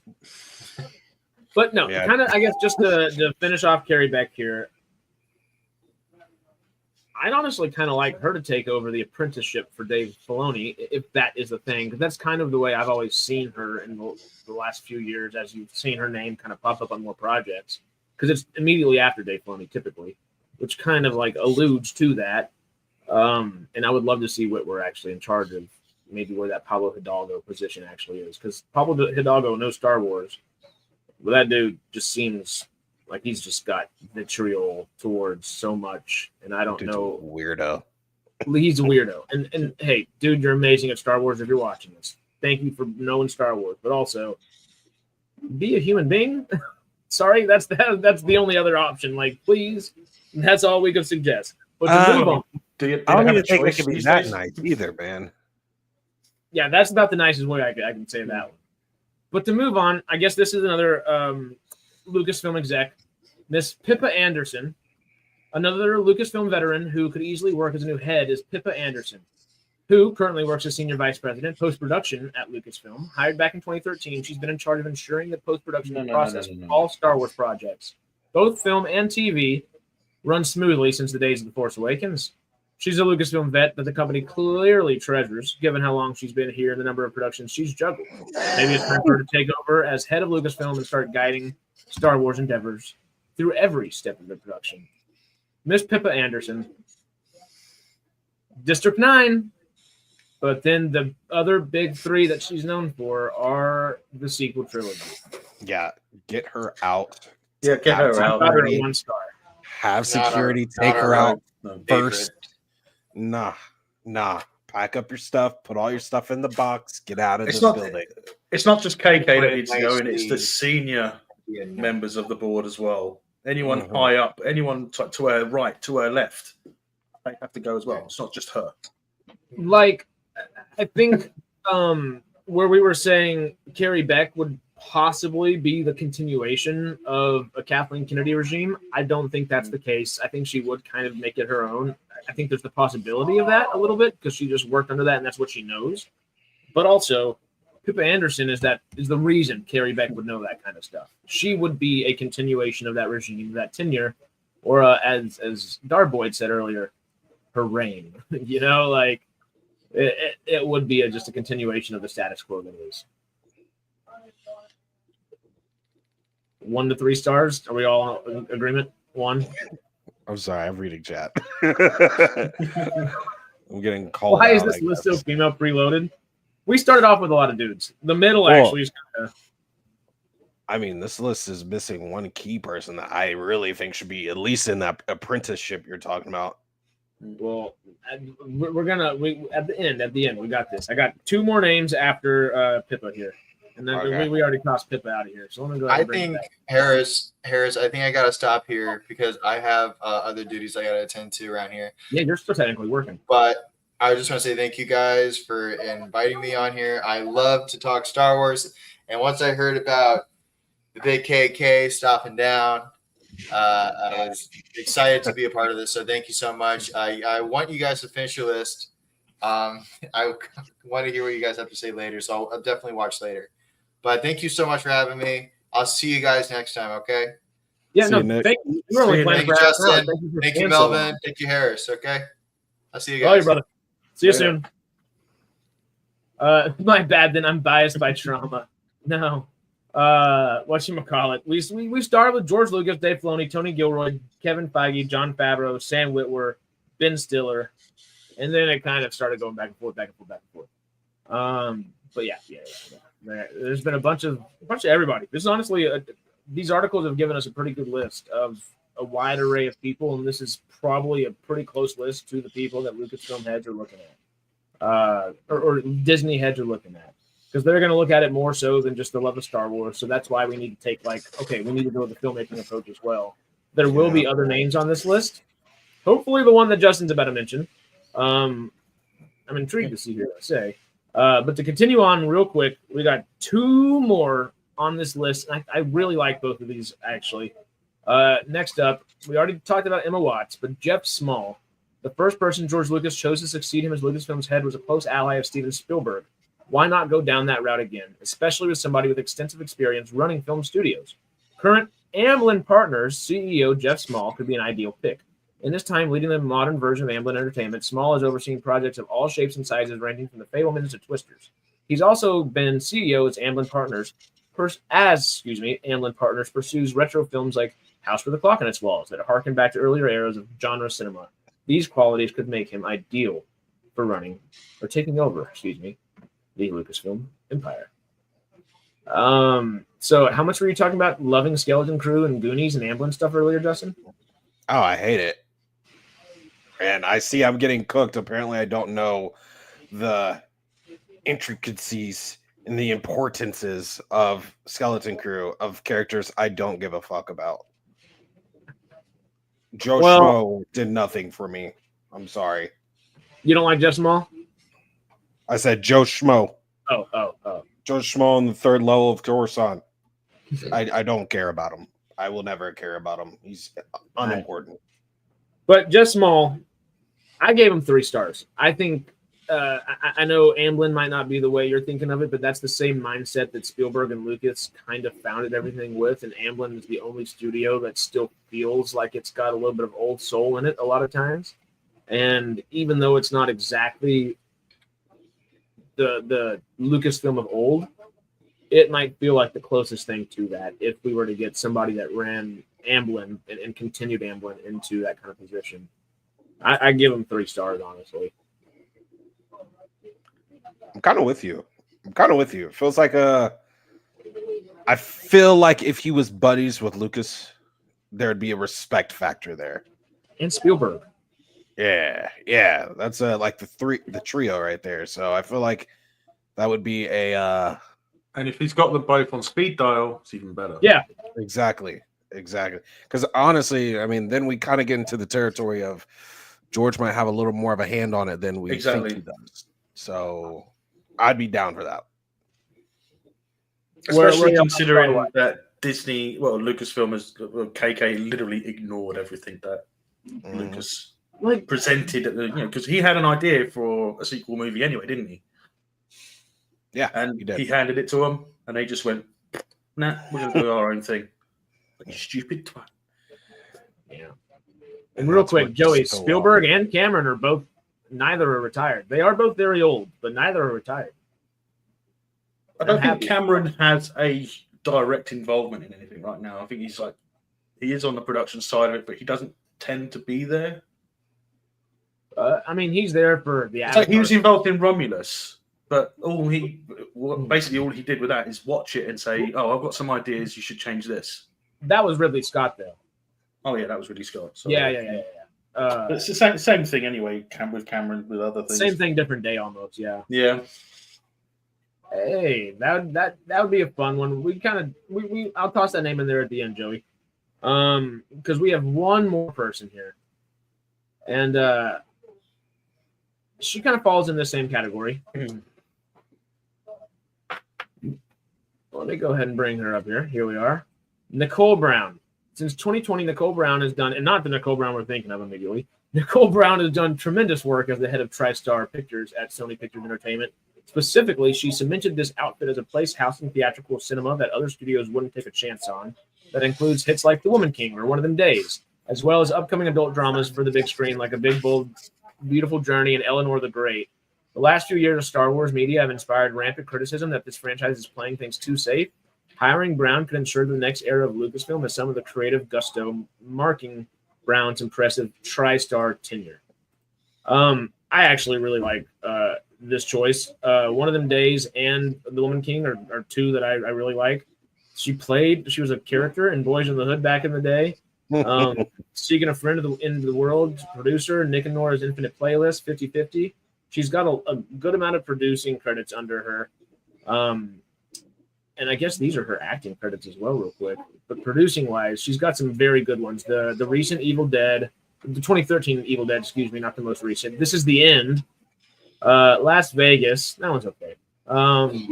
Barry Harold and Kumar Christmas. You know, my green loving self is very happy with that one. But she's been head of TriStar Pictures for a bit. I think it's the thing that really gets me, I guess, is at the end of that article, they specify that, hey, she's willing to take a gamble and try new things. I know that's not necessarily what you want to see out of Star Wars either right now, but trying a new thing would be going back to the old thing too at this point, you know? And I think she has enough sensibility with everything that she's made. One of Them Days, I mean, Keke Palmer's hilarious. I don't know if I actually can name a SZA song, but she was funny as an actress, surprisingly. And that was like an actual good comedy movie, which is like one of the first pure comedy films we've seen in a bit. But The Woman King, not a great title. It shied away a lot of people from actually going to go see it, but it was a damn good movie. And it had John Boyega. At least she'd be willing to take a risk. I think she's got a good sensibility and is willing to take risks. That could also lead to just as scary of things. So I don't know if I want to keep that 3, but she'd be in that 2.5, 3 range for me, if that makes sense. Yeah. I think I'm right at probably 2. Okay. I think she has a good list of projects, but I mean, it's same question. Does she know Star Wars? Does she like Star Wars? And also, how risky are you trying to get? Because I'm sorry, how much riskier can we get? We have, again, I keep saying this and people don't like me saying this, but they gave us 2 projects that almost made everyone forget what they want to see in Star Wars. So what else are you going to get experiment with? Star Wars is not a spy movie. Star Wars is not a little spin-off Goonies type movie. It's Force, Jedi, lightsabers, blasters, all that shit. Are we going to be letting that go again? Yeah. We can't, like, there's a chance. There's a big chance. Yeah. This Star Wars is already dead. Do you want to completely put it 7 feet under right now? Well, 6 feet under. Like, what are we doing at this point? Go the extra foot. I like her. I like her background, but we almost need basic Star Wars at this point. No experimenting. Melvin? Well, we need Knights of the Old Republic 3. Please. we need Knights of the Old Republic 3. The promised game that we never had. No, it's hard to say, to be honest, because I never watched The Woman King. It never really interested me, you know. So I'm not familiar with her work, so to speak. Well, out of all, before we jump into anybody else, I'm being honest. I don't know who she is. I don't recognize her. So yeah, she's just the lead of TriStar. So it's like another studio exec that's got a decent enough resume behind her and repertoire under her. That's like, all right, well, cool. And the risky stuff is really cool, but could also be really not cool. So it's like, I'm with Justin on the trepidation on that in a big way. Yeah. Out of everybody we just named, though, and I'm going to say out of the left fielders, not George Lucas, Dave Filoni, Tony Gilroy, Kevin Feige, or Jon Favreau. And I'm going to go ahead and take Carrie Beck and Sam Witwer. We'll keep Carrie Beck. We won't keep Sam Witwer in there. But out of Ben Stiller, Megan Ellison, Frank Marshall, J.J. Abrams, Emma Watts, Hannah Minghella, Carrie Beck, Pippa Anderson, Jeff Small, and Nicole Brown, do one or two of those names and people that we just looked at kind of stand out from the left field? Emma Watts. Yeah. Yeah. I like her resume big time. Mm-hmm. Give me Emma. Melvin? Same. Yeah, I think it's Emma Watts and Jeff Small. Carrie Beck is probably worth mentioning, but again, like we talked about, I'd love to see her continue up the ladder in her tenure versus taking over the head honcho. Mm. But Jeff Small and Emma Watts, hells yeah. But the one that I'm still just like, how is it not on the list? So at least get an apprenticeship. Who? My redhead queen, Bryce Dallas Howard. Why is she not I on was there? about to say Katie Sackhoff. No, but she's blonde. No. BDH, though, Yes. as a Bryce studio Dallas head, Howard. Somewhere in there. The apprenticeship something. She needs to be somewhere to where she gets to do some type of project sometime soon. I'd love her to be higher up. Her show, her episode in Mandalorian was fire. Her episode on Boba Fett was the most memorable part of the show. Yes. Yeah. Every time she did an episode of Acolyte too, and it was, I think, the really cool badass lightsaber fight one. She understands her shit. Yes. I love me some Bryce Dallas Howard. She needs to be in there. Somewhere making semi-decent decisions. She needs to be there. I'm gonna add on to that because that might be jumping up the ladder just a little bit much, you know. But you know who wouldn't be jumping up the ladder? Her papa. How about old Ron Howard? I mean, yeah, I'm here for it, but give me Bryce. I don't care. Give me Bryce Dallas Howard. That would almost be similar. I feel like, obviously, she ain't sleeping with her dad, and don't quote me on that, anybody on the internet. But it would be similar to the Frank Marshall, Kathleen Kennedy thing, where she could kind of whisper in her dad's ear and say, "Hey, let's do this," you know. Yeah, we all know that sort of thing is very common in Star Wars. I mean, a lot of George Lucas' original ideas came from, was influenced by his wife, right? A lot. That's why didn't Lucas editing day. Didn't Lucas have an issue with the dialogue, and his wife helped out? I believe so. In And the that's first OG movie, trilogy. in the original Star Wars. I think that's OG trilogy. Yeah, I think that is, yeah. And we also have a problem with that when you got Filoni having influence from his wife, which ended up all over, was it X and TikTok and everything like that, wasn't it? All that stuff that they were saying. Yeah. I mean, I don't mind it. I just know she's done pretty good shit. So I don't know if she, I don't know if she's just able just right now, but if whenever this next person who ends up taking it over steps away, whether that's 5 years, 8 years, 10 years, 12 years, 15 years, if she keeps at it the way she's at it, zero doubt in my mind that not only will she deserve it, it's like I would think we would all be clamoring for it at that point. Oh yeah, you know? And she's fine. Even in Argyle to a degree, but you know, yeah, I mean, I love me some Bryce Dallas Howard. Well, hello. What's up, my good brother? How are you? Not much. Decided to throw in a little bit now that I'm home settled and have ibuprofen in me. Dude, Better dad, man. Yeah. You're not as sorry as Mrs. Chillin is, though. Uh-oh. Oh, damn. Well, we're down to one car now. So it's just more stress that she didn't need. Yeah, I feel that. I feel that, bro. So, Well, was but it your setting- fault? Yeah, Damn. You get a wreck? yeah. Oh shit! You all right? Totaled the ride. Yeah, just sore. That's nothing major. Shit. Damn. Yep, the car's done so fucking more stress that didn't need to be. Yeah, I Yeah. feel that, bro. I hate that shit. Sorry. Man. Yeah.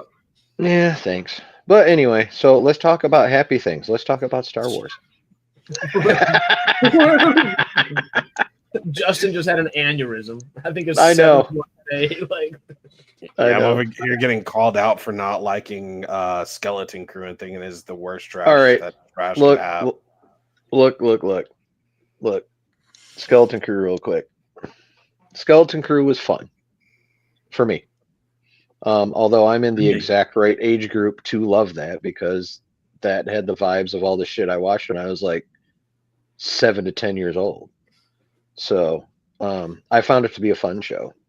Was it a mind-blowing show? No. Was it an amazing show? No. But it was fun enough, and some of the visuals were very Star Wars. Yeah. Some of the music hit, some of it didn't.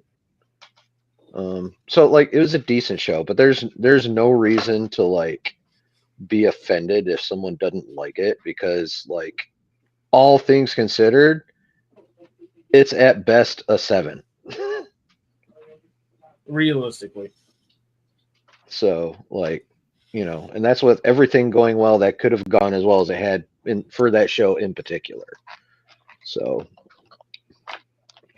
and as far as we could tell, it did absolutely nothing to push any narrative forward, even though it is supposedly set in the Mandoverse. Like there's reports it's connected, but Well, we got the one pirate dude, and that's about it.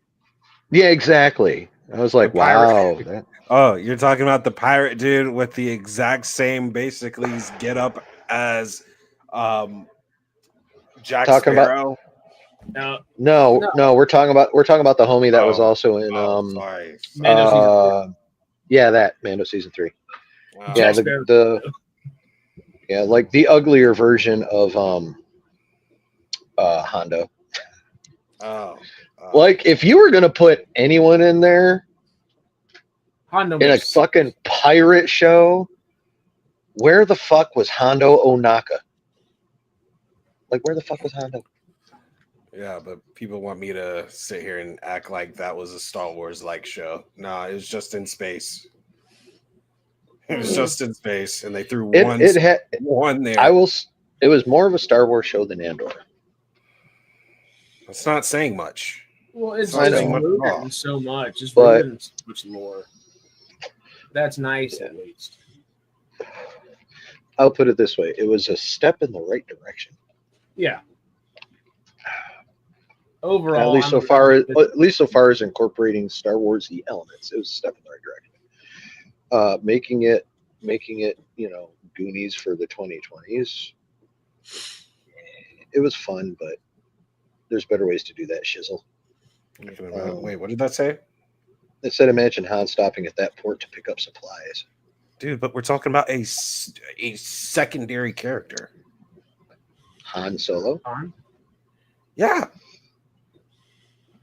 he's part of the Well, Holy Well, Trinity. he is a main. He is the Trinity, but that's a guy that, like, guys, we did this before. We watched a Han Solo movie, fucking bomb. What are we? Well, He's not I don't that. think it. important. I think it was more of a. It could have happened in general in the Star Wars universe type of thought. You know, I can't. Like I can't, in I Han can't smuggling connect to days, he could have hit up that port. Yeah. I could see them doing a little comic where they end up doing that or something like that. But while we then got help you me here, bro. Help me out. But- while yeah. we're at the end of all the craziness that we went through, you want to do a little Oh. speed round of it? Hit it. Get me on subject. So obviously taking over for KK. This is our not necessarily like the realistic aspect of this, but who do you like the most out of this? We'll leave some of the inflaming ones off. We'll keep Frank Marshall and J.J. Abrams out of this list because we know the answer for those and we've been through those. Frank Marshall is Kathleen Kennedy's husband. Yeah. And J.J. Abrams is J.J. Abrams, which Yes. both have awesome resumes. They don't need to be anywhere near Star Wars. Well, I'll be back in a few, guys. Yes, sir. Holler. We may end in the next few minutes. I may have to actually start hopping out of here. We've got another 10 till we hit 2, so we might as well chill for a bit, you know. But outside of that, we have these are far out left field ones here. I'll give you those next. Okay. Ben Stiller. No. Which is kind of like, I mean, don't get me wrong. He's doing a good job on Severance, but I don't know how nerdy he is. So no. yeah. Megan Ellison, which is kind of a name that like we wouldn't necessarily know off the top of our heads, but she's not one that really stuck out. Who is she? Honestly, I don't remember. I need to go bring back that article up, and I already exited out of the article, so I. Oh, don't worry about it then. She wasn't one that stood out to all of us either. Okay then. But there are a couple names that do, and we can explain those a little bit better. That'll work. Hannah Mangella was also kind of a little bit more left field, and Pippa Anderson as well. Pippa Anderson already works at Lucasfilm. She's essentially Kathleen Kennedy's VP in a lot of ways, and we kind of were like, that's a bit of what was her first name again? Pippa Anderson. Oh, okay. Because when I was looking at this some other day, I was going through their executive list, and there was Kennedy, and then there was some other, and right next to her was like the president of like the business side, and then right after her on the list was Carrie Beck. Yeah, Carrie Beck's on here too. Yeah, but I'm just like on the list of executives. Mhm. If you were to go to like Lucasfilm's executive list, it just pops right up. Like I Googled specifically Lucasfilm executive, All right. and like the page comes up on Google. I cannot remember the lady's name. It might I be don't think Pippa it was Anderson. Pippi. It might be her because she's VP of I think it was marketing and No, the head of no, something. no. She was literally. It said literally president of business. All right. Yeah, she had a bunch of different titles. I'm not sure. We weren't all the Yeah. biggest fan of her. If that would be a Right. continuation of the tenure that we are used to at the moment, where would your thoughts be? Yay, nay? It would be with the lady whose name I'm trying to remember because she's the business side. Like that's what Right. she runs right now. Mm. So So probably keep her basically doing that job, but upper title and paycheck, and then let somebody like Filoni or Favreau or someone of that ilk run the creative as an Okay. executive VP or some shit. Yeah, Sounds good. basically figure out Star Wars's or Lucasfilm's gun saffron deal. And there you go. Yeah. We didn't really Except get into whoever, that. except who, That's a little restricting. except whoever is playing the Lucasfilm James Gunn needs to do better than James Gunn is doing currently. Yep. But I'm kind of I like the idea of that setup because I don't think anyone there, at least assuming they hire internally, no one there is competent enough to do the whole job. All right. Like no one. People are either like, at least that we know and like, are either creative or they're business people. There's not a lot of crossover there. Yeah. Mm-hmm. Well, we added a little bit of crossover, and we might introduce you to a little bit of crossover. Nicole Brown is probably we're going to try to work our way up to the top of the list kind of deal. I think Nicole Brown kind of be in that next category where she's the head of TriStar Pictures currently. The one with the Pegasus and all that. Oh yeah. She's done films recently like The Woman King, One of Them Days, and the article that we read from comicbook.com kind of was describing her more so as a risk taker. So that would be really cool to maybe see some new things, get back to kind of basics and really try some fun things within Star Wars, but also like we talk about with Andor and Skeleton Crew, as much as I love them, they don't necessarily feel as much Star Wars-y as certain other things do. Would those risk-taking moves maybe push us in even a further direction like that and maybe not feel like the Star Wars of old, or maybe risk-taking would be bringing us back?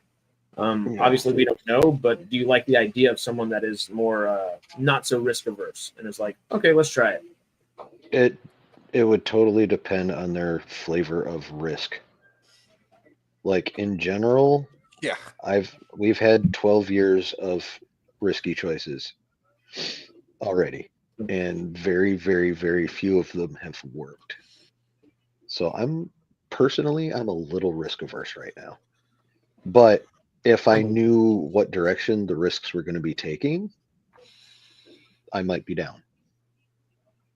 Well, while we're talking about risk averse, before we go into the final two that I think Justin, Melvin, and I were kind of all the most gung ho about,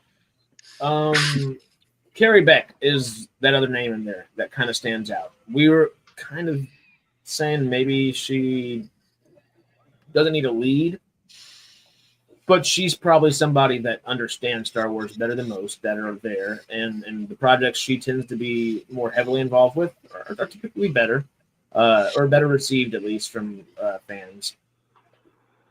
Or yeah, with old Miss Beck.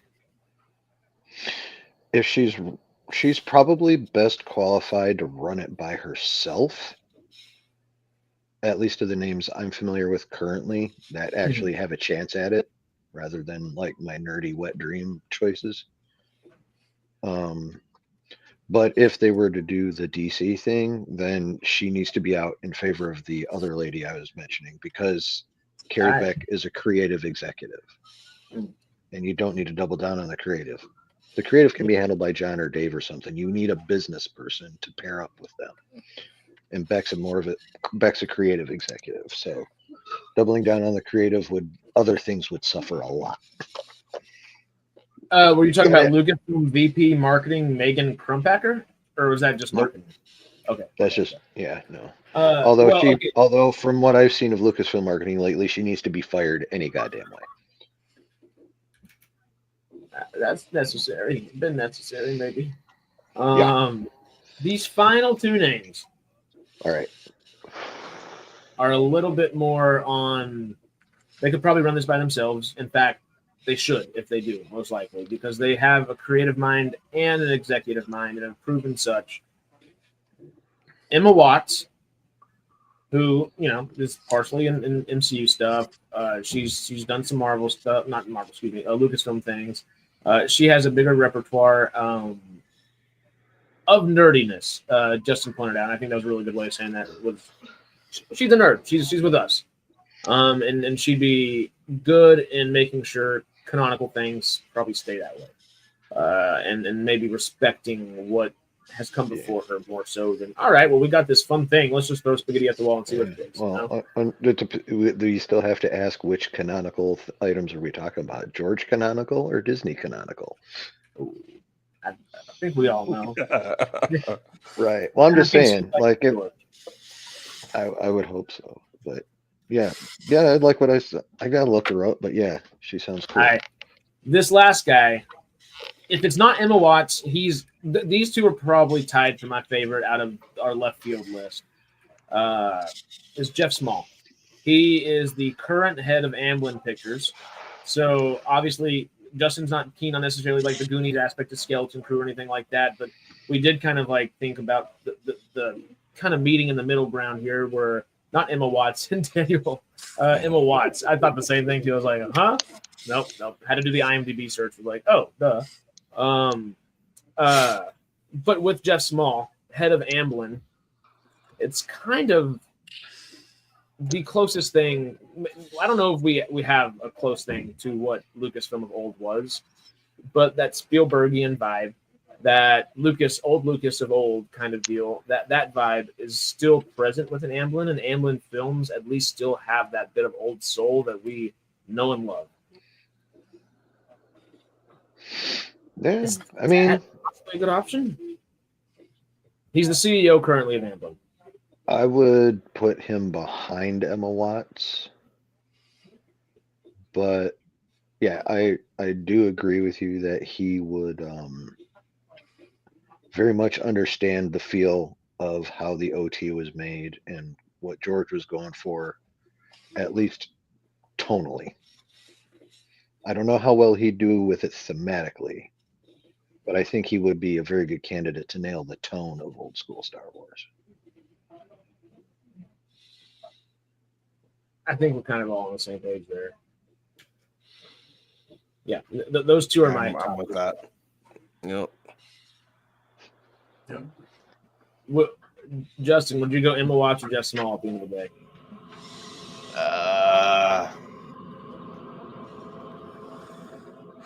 Honestly, Emma though. I probably would go Emma Watts.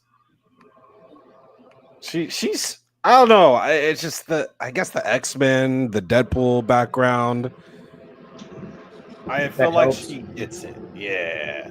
So you can't tell me she's not at least somewhat a nerd.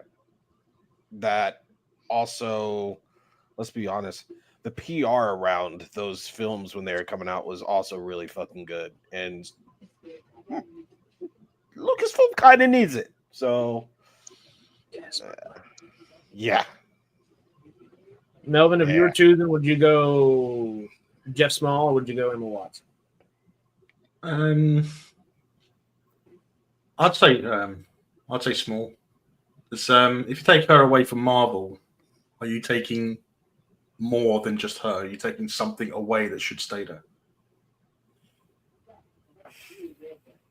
I'm kind because I do like where she is in Lucasfilm, and like that, I don't know. I'm with you. I like both a whole bunch. I think Jeff Smalls just kind of inks it out just a little bit, and it's only because he's been a CEO so far already, and it's done fairly well as a CEO. And it's like we just need to make sure that stability's there for Lucasfilm. Yeah. The stability aspect. I mean, you don't want to improve one franchise at the detriment of another. That's the issue, you know? Creatively, I think I would probably prefer Emma Watts, but I think stability-wise, Lucasfilm needs it desperately. So I'd probably go Small. But I mean, Lucasfilm and stability, that's a joke right there. So have they ever been stable outside of like the 80s? Well, since Disney bought it. And what sucks too, man, they really worked George too. Because before then, man, dude, they had like a whole Star Wars setup at Disney anyways. So they were like, yeah, we're your friend. We're your friend. You got parks here already. Just sign, man. Yeah, but Disney lost Hasbro, didn't they? Did Disney own Hasbro? No, I mean they lost because Hasbro used to make and distribute the toys, didn't they? Oh, I see.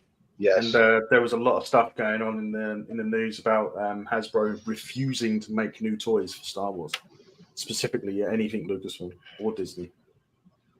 Oh wow.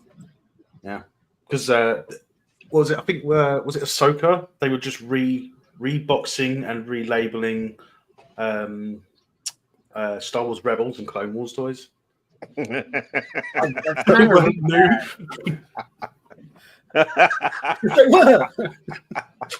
good. Exactly the same. They just put them in a different box. You know what? I respect that. I respect that heavy. Save money. Is Mouse misbehaving again? You said mouse? Huh?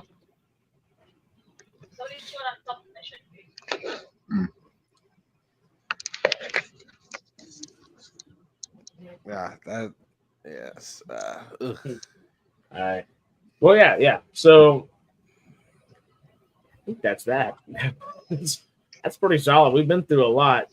Out of, I guess, we kind of called them the obvious choices, chilling. George Lucas maybe coming back. Filoni, maybe a Gilroy. They're probably not high up on y'all, of course. Feige or Jon Favreau. Anybody like truly stand out?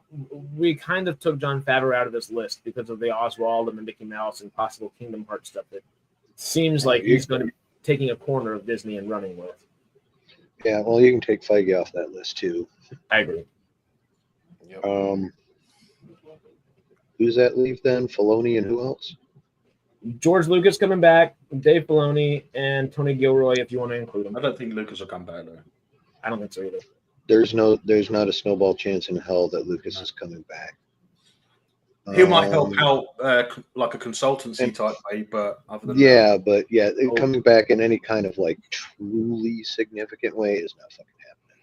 He already ruled it out years ago, though, didn't he? Yeah. So that leaves Filoni or Gilroy. Can I combine them into one being? Because Gilroy has the writing chops all goddamn day, but Filoni, but literally has been quoted as hating Star Wars. So no, thank you. But Filoni can't. Like, there are very few people who write worse than Filoni. Like Zack Snyder is one of them. I mean, you watched Rebel Moon, right, Harris? I know Justin. The first one, I couldn't make myself. You mean watch that this. amazing couple of movies that came out like last year, the year before, or something like that? The first two are sick. They were remarkable. Yeah, he's definitely gonna get to make the rest of them. They were terrible. I hated them. Yeah, but yeah, no, Snyder. Snyder better just chop his hands off. He doesn't need his hands to be a cinematographer, but he does need them to write or type. So, you can he's not the worst director in the and world. we've seen. He only needs his voice to tell. We all saw episodes 7 and 8 of Ahsoka, so we know Filoni can't write much either. Yeah, he needs Kinberg there in a big way to back him up. Yeah, well, Kinberg's going to be around for that Rey trilogy, so yeah. And as much as I do love Simon Kinberg's writing ability, please do not put him in a director's chair. Keep him away from the director. Exactly. Yeah, Filoni's a better director than he is a writer, for sure. Vice versa that, yeah. As much as I hate to say it, I think Filoni is a better writer than Snyder, but that's a really good example. That's a really good example. Like, just don't let him write. If Snyder was just directing and not writing most of the projects he was directing, well, see, I'd probably enjoy it a lot more. Let me be more specific. Filoni can still come up with the story. Oh, hell yeah. Mm-hmm. He can come up with the story, but then he needs to hand that story off to someone with writing skill. Yeah. So yeah, but if it was between the two, I'd have to pick Filoni just because he knows and loves Star Wars, and Gilroy just likes to write stuff. Mm-hmm. I get it. I'd probably do the same ultimately. I'm just gonna say, guys, Snyder makes me almost just say keep KK. Oh well, if that was the choice, yes. Snyder is literally the one thing that KK can be like is I helped save Star Wars because I told him no. Hey man, a broken clock is right. A broken clock's still right twice a day. Do we really want slow motion in Star Wars? I mean, we have a slow motion Vespa scene, so I mean, hey. I mean, how long do we want a slow motion shot on a Star Wars equivalent of wheat? You know, I mean, I think YouTube would flag the type of jokes I want to make with right now, but they involve a certain shape of the hand going into my mouth. Is I think I'm trying to make. Yeah, YouTube do be frowning on that. Yeah, I don't think they like those. I can't. But I think we're in agreement. Y'all, this has been fun. I think I might actually have to run.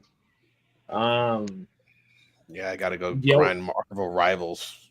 You gotta text Nick. Are you going to be on or off stream? Probably off stream. It's late. Okay. All right. It's late. I don't feel like firing it up. Go. We'll be back. Sunday, Sci-Fi Sundays, of course, but we'll probably do some afterthoughts here soon. I'd like to maybe do this again, but kind of do what you were saying, chilling, and kind of maybe figure out who would be a good pair, because there's a big inkling that it might end up being a pair of presidents instead of just the one. Okay, like a president and vice president. Yeah. No, like Peter Safran and James Gunn as co-CEOs of Warner Brothers. Or not Warner Brothers, excuse me, DC. I was going to say. Oh, I don't know exactly what's up with the memberships. We had like a billing thing. We just switched from UK to US to try to do a bunch of stuff, and it's still playing games with us. And It's just being funky. I will hopefully have that back up by the end of the weekend. Because we need to do some Star Trek membership streams, obviously. So yeah, that's a big priority there. But we'll be doing some of these. Hopefully, do something like that for a Lucasfilm stream. If y'all are down, we got plenty of Daredevil to be talking the next few weeks. Always good to do an afterthoughts on that if y'all are in, because that's something worth smiling about right now. Thankfully, Yeah, thankfully. Definitely. it's not Also, smiley content, but You know Yeah, what? it's- You know what's a good show that y'all need to get on? Yeah, David, yeah. It's called School Spirits. I'm right Come now. on. Harris, it's probably a high tariff issue. I saw that. Our tariffs be going crazy. I am kind of pissed. There's the little blue truck that is totally illegal. I mean, it's totally not. I shouldn't say even that nowadays. Oops. There's a very nice little. I don't want to screw these people over. Damn it. There's a truck that sits outside and sells things out of the back of it. That sounds awful. Produce, like limes and fruit and chips and sodas and stuff like that. You know, you walk over there and you go get a little Mexican Coke. It's always been $2. At the store, it's always $4. If you go buy it somewhere in like an actual like restaurant, it's like $4.50, $5. It's California. Everything's way too damn expensive. But your own is cheaper. you go. Well, oh, touche. You Hey, go. chat. This is what it looks like when someone doesn't know how to stop digging themselves deeper. Well, we're talking about the tariffs, and I'm just upset that my Mexican Cokes went from $2 to $2.50. I haven't drank It's it. only the beginning. I'm a cheap bastard. Only the beginning. How many cents is a bag of seed? Yeah. Dude, Is this a riddle? I don't know. You're asking a lot of questions that we don't know the answers to, but we're fucked. We know it. Oh, I said cents. I mean, with tariffs, it's probably $1 or something. Yeah. Oh well, yeah. Oh well. Yeah. Hey, get out of my water! This crazy cat. At least it's just water. Yeah, honestly. But yeah. I got a bunch of people I gotta go talk to in the other room here, and we got some things going on, but we will keep y'all posted, and let's do some Daredevil soon, huh? I'm down for Yes. that. A good show that doesn't have boring and unrelated content to it, like Acolyte or not Acolyte, actually. Andor or Skeleton Crew. Just real quick, Harris, are you watching Invincible? How about that episode, bro? Oh my god, that shit was crazy. I'm still so sad. Yeah, My boy. yeah, No. right, yeah. No. I mean, he had his how can I say this without dead ass giving it away? It was an explosive episode. I don't know. Yeah, that works. They But always yeah, that was right when he got his shit together. It's like, oh god, the kiss and the for the first time in my miserable life, I'm kind of in a good place. It was like, no, you're not. Do not say that shit. Not at all. Like, no. Right. And he may as well put on the red shirt with the communicator badge at that point. Oh, it was just like No, that was kind of a spoiler right there. My bad. Yeah. I got to say it was keeping it not super specific, but probably still easy to figure out. That was his Genosha moment.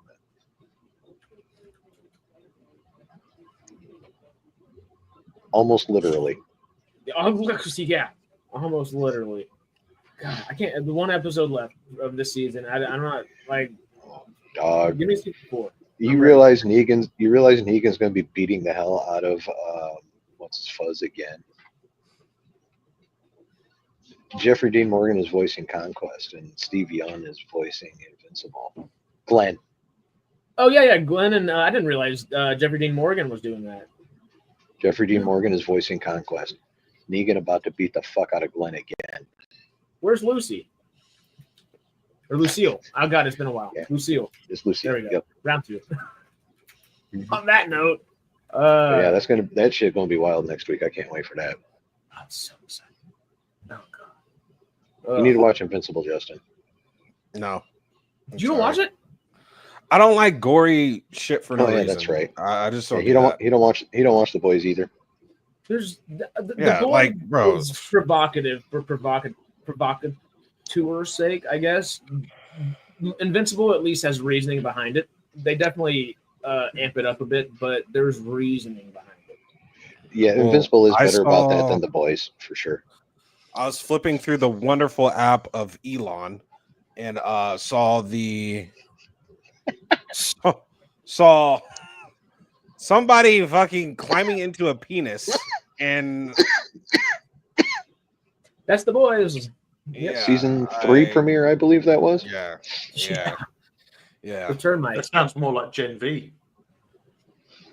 Oh no, Gen V would immediately start it even more intense than that. It turned Jay and No, Stormy but I off. mean, Oh. I remember that happening in Gen V, right? No. That Yes. was Yeah. Well, there was an explosion in that area, but it had a different cause. yeah, it was The first was a sneeze and a sudden enlargement. Oh no, The wait, second sorry, was- it wasn't that. The second going was the blood into, it talent. was the other thing. yeah. It was a little more bloody. That one would terrify Justin if don't watch Gen V in that one. That would not be good. That would not be good. You Juliet- realize that was Jack from Supernatural, right? Like Kripke's bringing everyone back. Juliet, David's being sarcastic, just to let you know. So that's all sarcasm. We'll figure out the membership thing by the end of the weekend, and we'll hopefully have that. it's a Trump thing. It's a Trump thing. We're going all through the tariffs. Don't you worry. We'll get this All America 14 thing terms, but corrected. Ugh. Biden messed it up. He's incompetent. We're actually having Biden and Trump are both co-CEOs of Lucasfilm now. We've got this. We're gonna make Star Wars great again. Get that woke out of there. It'll be the best Star Wars you've ever seen. Some call me the new emperor. It sounds great, but I tell them no. He was evil. He was evil. Oh. I'm fucking dead. So before we head out of here, y'all want to plug anything or tell anybody where they need to go watch anything in particular? Go ahead, Jay. I go by Justified MF, but Justified Nerd is the nerd channel that I don't get on because I am toxic when it comes to Star Wars. And I don't want to be like that. So, Justified MF, come watch me not crash out on Marvel Rivals because I never crash out. So, but yeah. Totally gonna crash out. Never. Hey, you and Nick can play now. Y'all be all good. We'll crash out together. Dude. I uninstalled the game last week, so I don't know. I don't know. It was reinstalled less than an hour later. It was, but yes. Is Am I that gonna one play that Apex took an again? hour to reinstall? Yeah, it did take an hour to reinstall. Okay, that makes sense. I'm a little scared. It's fun. You gotta go say howdy. Look, it's I will never talk shit about you. But I will talk just shit the about things you love. Skeleton Crew. But it's all a lot of fun. Hey, you got it signed on with an acting agency. Come hang out. So did Kamala. Oh. CCA, I believe she signed up with. Everyone signs with CAA. It's just like, Or CAA. Yeah, thank you. I'm like, CAA, why do you need presidents? Come hire me, please. Like, shit. I need a good agent. Somebody. Anybody. But again, on that note, let's hop out of this thing. Anything else you want to plug before we hop out of here? Go watch Friday. This is me right here. A little Other bit. side. Oh, Yeah, never let's- mind.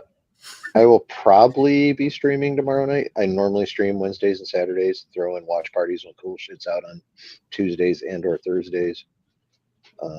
Depending on how I feel tomorrow, I'll make a final decision. But for right now, I'm probably still going to be streaming tomorrow night at 9 Eastern. And the Saturday streams are always badass. Thank you. Melvin! Hey, find me over on Sci-Fi Quest. I've been doing a lot lately, but I'm getting back to it. And We do when we some- figure out these membership things, we got to do some Star Trek, you know? We got to keep going on Enterprise. And I'll be doing weekly reactions and reviews for Daredevil Born Again, because I love those first 2 episodes. So good. So damn good. And I don't agree with some people saying it's a direct copy of the Netflix show, but I'm pretty sure they're talking about the ABC show that was aired on through Netflix. All right. Well, honestly, let's get together and do some afterthoughts on that. After the 3rd episode is probably a good place to jump on there, and that way we can finish off the series with it, season with it. Excuse me. It's it's 9 episodes, right? Yeah. Yeah. Cool. Yeah, we got 1, 2 last week, then we get this week. Then we get 3 next week, 4 the week after, 5 and 6 both the week after that, and then I believe it goes ding ding ding for 7, 8, 9 weekly. Cool. Okay. Well, that will actually. If they're going to be doing this constantly now, why don't you just make a feature-length pilot episode and then do it weekly? Yeah. I mean, it would make more sense than having 2 episodes released at once, right? It If makes it's just one you just episode. answer your own question. It makes Yeah. too much sense. Yeah. Nobody likes to do anything sensical nowadays, especially when it That's comes the way to it used to be massive done, and it amounts of money. I don't get That's it. the way it but- used to be done with the pilot episode. And you had the pilot episode, it's about an hour to hour and a half long, depending on whatever. And nowadays it's just we'll just drop 2 episodes, and then we'll calculate it and we'll say it's better than it was. It actually went better than it did. But that's I mostly get trying new episode counts and things like that, but also that 20 to 24 episode range is also like, if it ain't broke, don't fix it. Like Yeah. I don't know. But that's aside. We'll probably talk about that this Sunday. We tend to do that. Streaming We're also should talking be about about 12. the what? For streaming, I reckon it should stay around 12 episodes. I I think that's a perfect little number for streaming. That makes sense.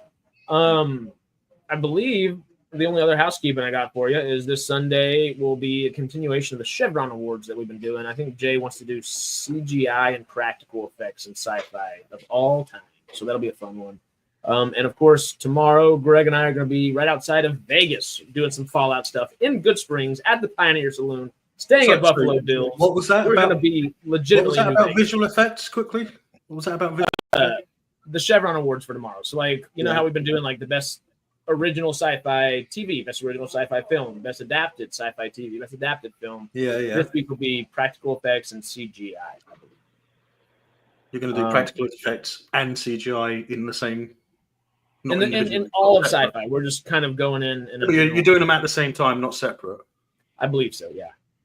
Oh, okay. Just so we kind of keep moving on with it, so we can fit more categories. I'm just saying, because in my opinion, you would have practical effects way above CGI on pretty much across the board. Oh, totally. Apart from the odd ones here and there. Definitely.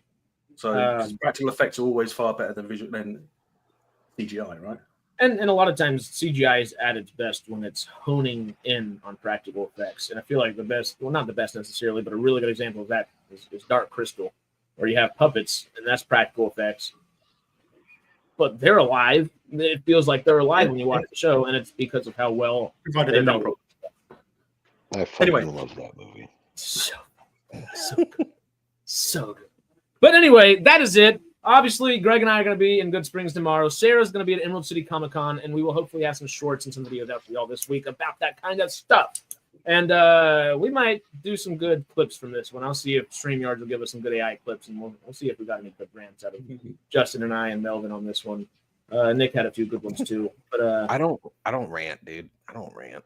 Because I'm involved, it'll probably just say error, unable to clip. I think we got a little rant out of you from Frank Marshall and JJ. I'd probably have said more, but I think, yeah, but you know. But I guess that is all from us. Y'all check out everybody here. See us tomorrow. See chilling tomorrow. Us on Sunday. I can't get the days of the week right anymore. So much going on. That's it. Adios. Love y'all. Appreciate y'all. Later. Have a all. wonderful rest of the weekend. Adios.